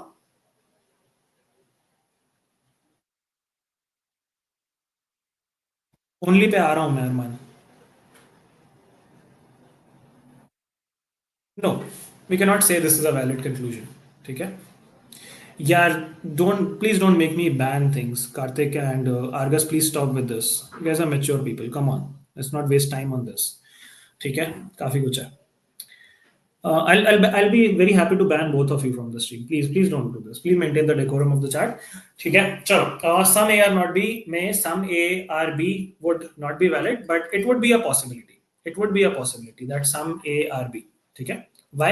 क्योंकि some A or not B में हमें ये नहीं पता कितना A B नहीं है. It could be 1% which is not B. It could be 100% which is not B. So some A or not B में no A are B is a possibility. Opposite case है. जैसे some A are B में all की possibility है, वैसे some A are not B में no की possibility है. क्यों? Because 100% of A can also not be B, which means no A are B. So this is a possibility. This is not a valid conclusion but a possibility. ठीक है? Distinction याद रखना please. तो हमने सम कर लिया, हमने सम नॉट कर लिया, हमने ऑल कर लिया. और क्या बचते हैं? Only a few A are B. अब only a few sum से अलग होता है. How is only a few different from some A or B?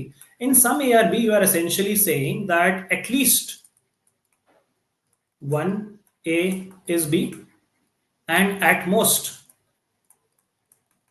100 A are B.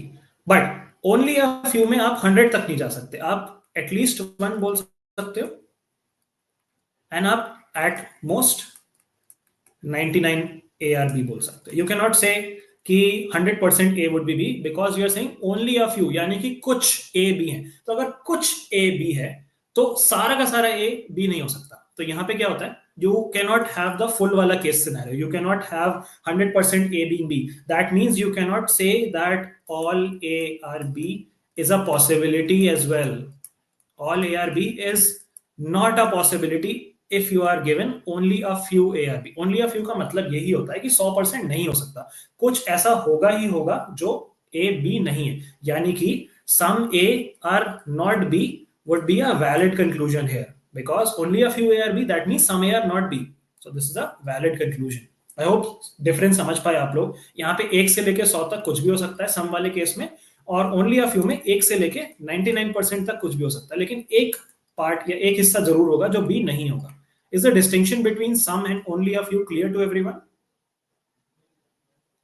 Yes. Please give me a yes in the chat box. Yes in the chat box if the distinction between some and only a few is clear.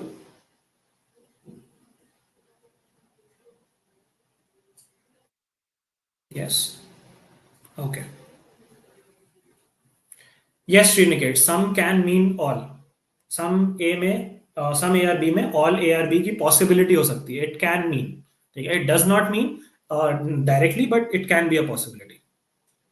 Yes, if you say some A or B, all A or B is a possibility. यही मैं बता रहा था ना, 1 से लेके 100 तक हो सकता है. बट ओनली अ फ्यू में ऑल की पॉसिबिलिटी नहीं हो सकती. चलो, तो हमने सम कर लिया, हमने सम नॉट कर लिया, हमने ऑल कर लिया, हमने ओनली फ्यू कर लिया. अब ओनली वाला केस बचता है सिर्फ. अच्छा, उससे पहले नो वाला कर लेते हैं. नो वाला सिंपल है. No A are B. This is very simple. You draw an A, you draw a B. No A are B, there is no overlap. As simple as that. ठीक है, A and B can not coincide. अब no में some A are B भी false होगा क्योंकि no है. All A are B भी false होगा क्योंकि नो है. Some A are not B true होगा. This would be true because some A are not B. अगर सारा का सारा ए बी नहीं है तो कुछ ए ऐसा है जो बी नहीं है. ठीक है, so this would be true. Okay, so now we are just left with one case which is only A are B. ये थोड़ा इंटरेस्टिंग केस होता है. ओनली ए आर बी, इसको थोड़ा ध्यान से समझना. ओनली ए आर बी को हम फ्लिप करके ऑल बी आर ए लिख लेते हैं, but with a condition, with an asterisk. What is the condition? The condition is this B cannot associate with anyone except A. Only A और B को हम flip करके all B और A reverse करके लिख लेते हैं. All B और A कैसे लिख लेते हैं, इसके पीछे का लॉजिक मैं पहले भी समझा चुका हूँ.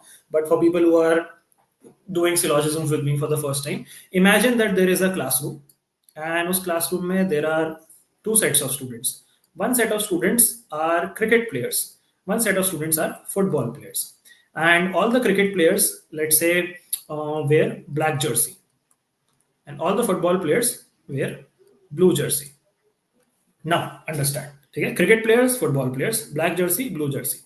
अब मैं बोलता हूं कि only cricket players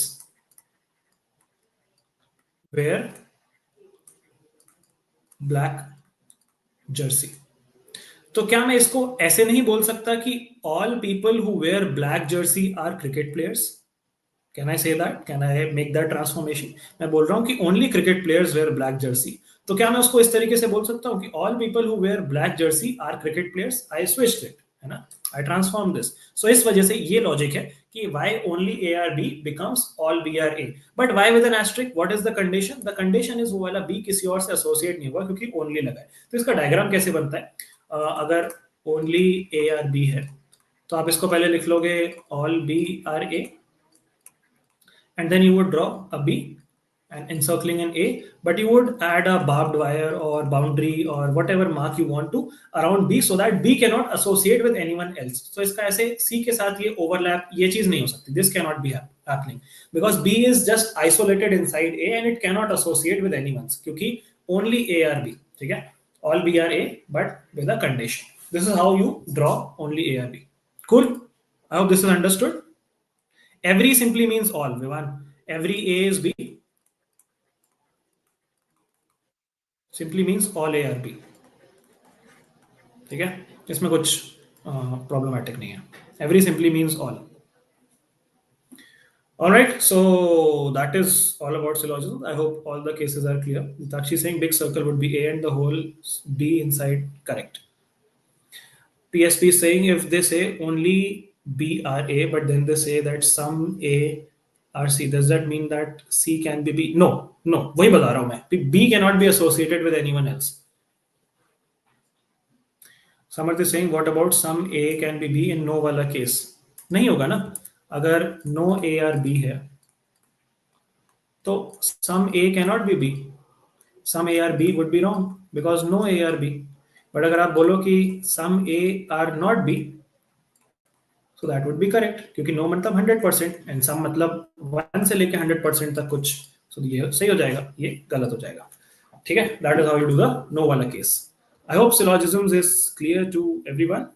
Sriniket is saying if every A is B, every B is also A. Okay. If every A is B, every B is also A. Not necessarily. Not necessary. Agar every apple is a fruit, that does not mean every fruit is an apple.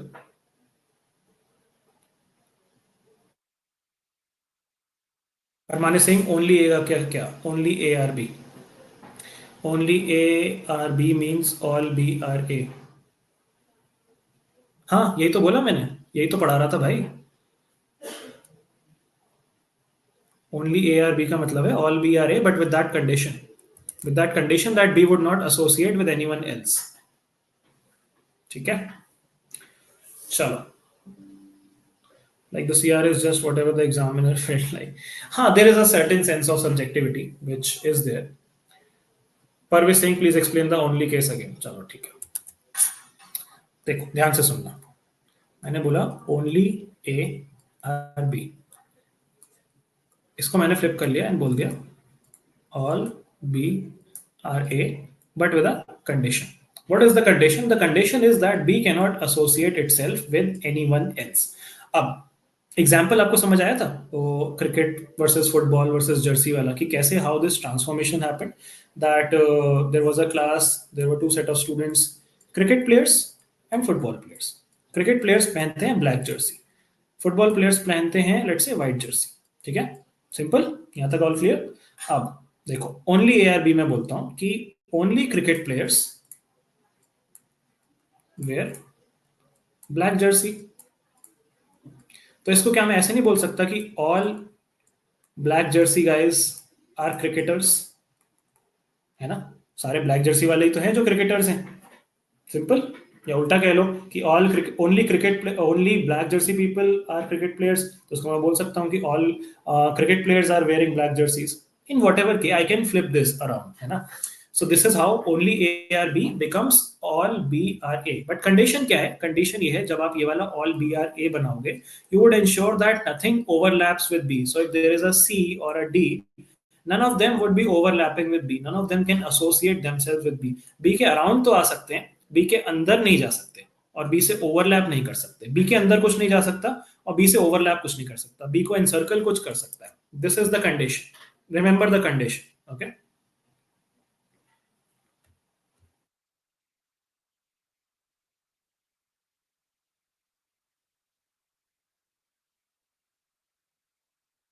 Can you explain some cases? Case ही तो बताया था मैंने आपको. Mukti Singh, I have a doubt in one question from AILET 24 in syllogisms. हाँ please paste the question. ऐसे मुझे I have the questions but you would have to still tell me which question, so it's better if you paste the question. Shriniket is saying if some paintings are plants, some plants are paintings. हाँ, that would be a valid conclusion. Some में some का दूसरा case correct होता है. Some A are B mean some B are A is a valid conclusion. Correct. जल्दी से मुक्ति पेश कर दो. We have just 7 minutes left in the class. उसके बाद Rahul sir will be taking the English class. Anyone else who has any other question can quickly ask.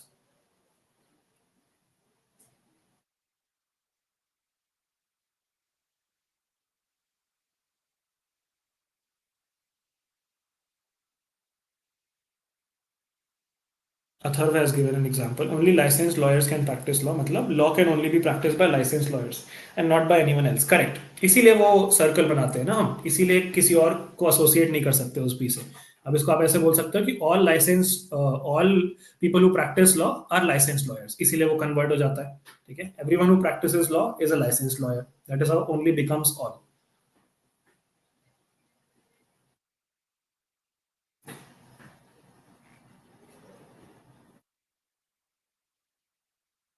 Syllogism an important concept as per CLAT. CLAT तो हो गया भाई.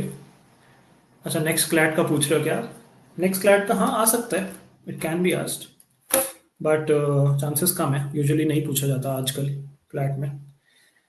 How many syllogism question can come, ये तो प्रभु श्री राम ही बता सकते हैं. मैं कैसे बता सकता हूँ ये? चलो. Any other questions people? समझ Singh my centre is in Gurgaon. I live in Dwarka. Should I go there a day before? 2 बजे है एग्जाम, तो घर से निकल जाओ. सुबह 9 बजे निकल जाओ घर से. So even if you face traffic and all, you should ideally reach around 12 or 12:30, और जल्दी निकल जाओ to be on the safer side. 8 बजे निकल जाओ घर से. एक दिन पहले जाना तो थोड़ा एक्सट्रीम हो जाएगा. Like it's essentially the same reason. Argus is saying आप दिल्ली से हो क्या? दिल्ली में मैं रहता हूँ मैं दिल्ली से नहीं. I live in Delhi. I am based out of Delhi as of now. नहीं नहीं कार्तिक, नाराज नहीं हुआ मैं. I just want the class to flow smoothly. तो चैट बॉक्स थोड़ा डिसिप्लिन रहे तो अच्छा रहता है. Centre is in Bijwasan. I have no idea where that is, but all the best.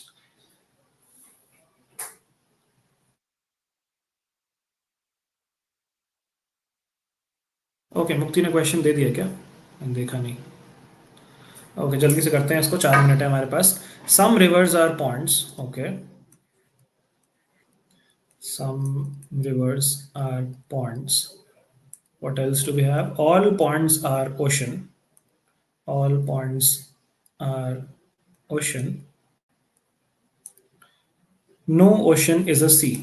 No ocean is a sea. All right. Examine the conclusion. First is some ponds are sea. Some ponds are sea. तो invalid हो गया, गलत है. All rivers are ocean. All rivers are ocean. ये भी हम नहीं कह सकते. Some sea may be river. Some sea may be river. हाँ, ये पॉसिबिलिटी हो सकती है, क्योंकि अगर मैं इसको इधर ले लूँ तो ये इससे तो एसोसिएट हो सकता है. Some sea can be river. Some sea cannot be ocean. But ये यहाँ पे आके तो पॉसिबल केस सिनेरियो बन सकता है. So the third conclusion is valid. Only three. That is option number C becomes the right answer. Answer was D. Answer D क्या है? None of the above. नहीं. That's the wrong answer. It's 100% option C. It can be drawn. गलत है फिर official answer. Some sea may be river is a valid conclusion. ठीक है, चलो. अब आंसर डी दिया है तो दैट मीन्स आंसर गलत है. और क्या बोल सकते हैं? There is no second thoughts about this. Srinivas is saying if there is no relation between two things, you can't know whether it may or may not be right. हाँ, तो हम भी तो may ही कह रहे हैं. We are just discussing a possibility ना. I'm not saying it with surety. The option says it as a possibility. कि some sea may be a river. So maybe तो हो सकता है. Maybe means it's a possibility. चलो ठीक है. I think that's all for today's session, guys. We'll wrap it up here. I hope I was able to do some justice to your time, and I hope you all got some good practice of assumptions, conclusions, inference, strengthening, and weakening, along with a good understanding of syllogisms. कल आपका एक last session होगा अमितेन sir के साथ after this marathon, of course, where he would be giving you last minute tips for the D-Day. And then I would be meeting you around 5 p.m. coming up with the analysis of the AILET section. I'm writing the exam and we'll be bringing you the analysis as soon as possible. So stay tuned to the channel on 8th of December and make sure you watch the analysis with me. I will be solving the entire paper for you. And yeah, that's all for today. I would just wish you all the very best. This is the last time we are meeting before AILET. Do well, believe in yourself, manage your time really well. Don't get stuck on a question. I would reiterate. And just believe in yourself. Just give your best. ठीक है, चलो, all the best. बढ़िया से करना.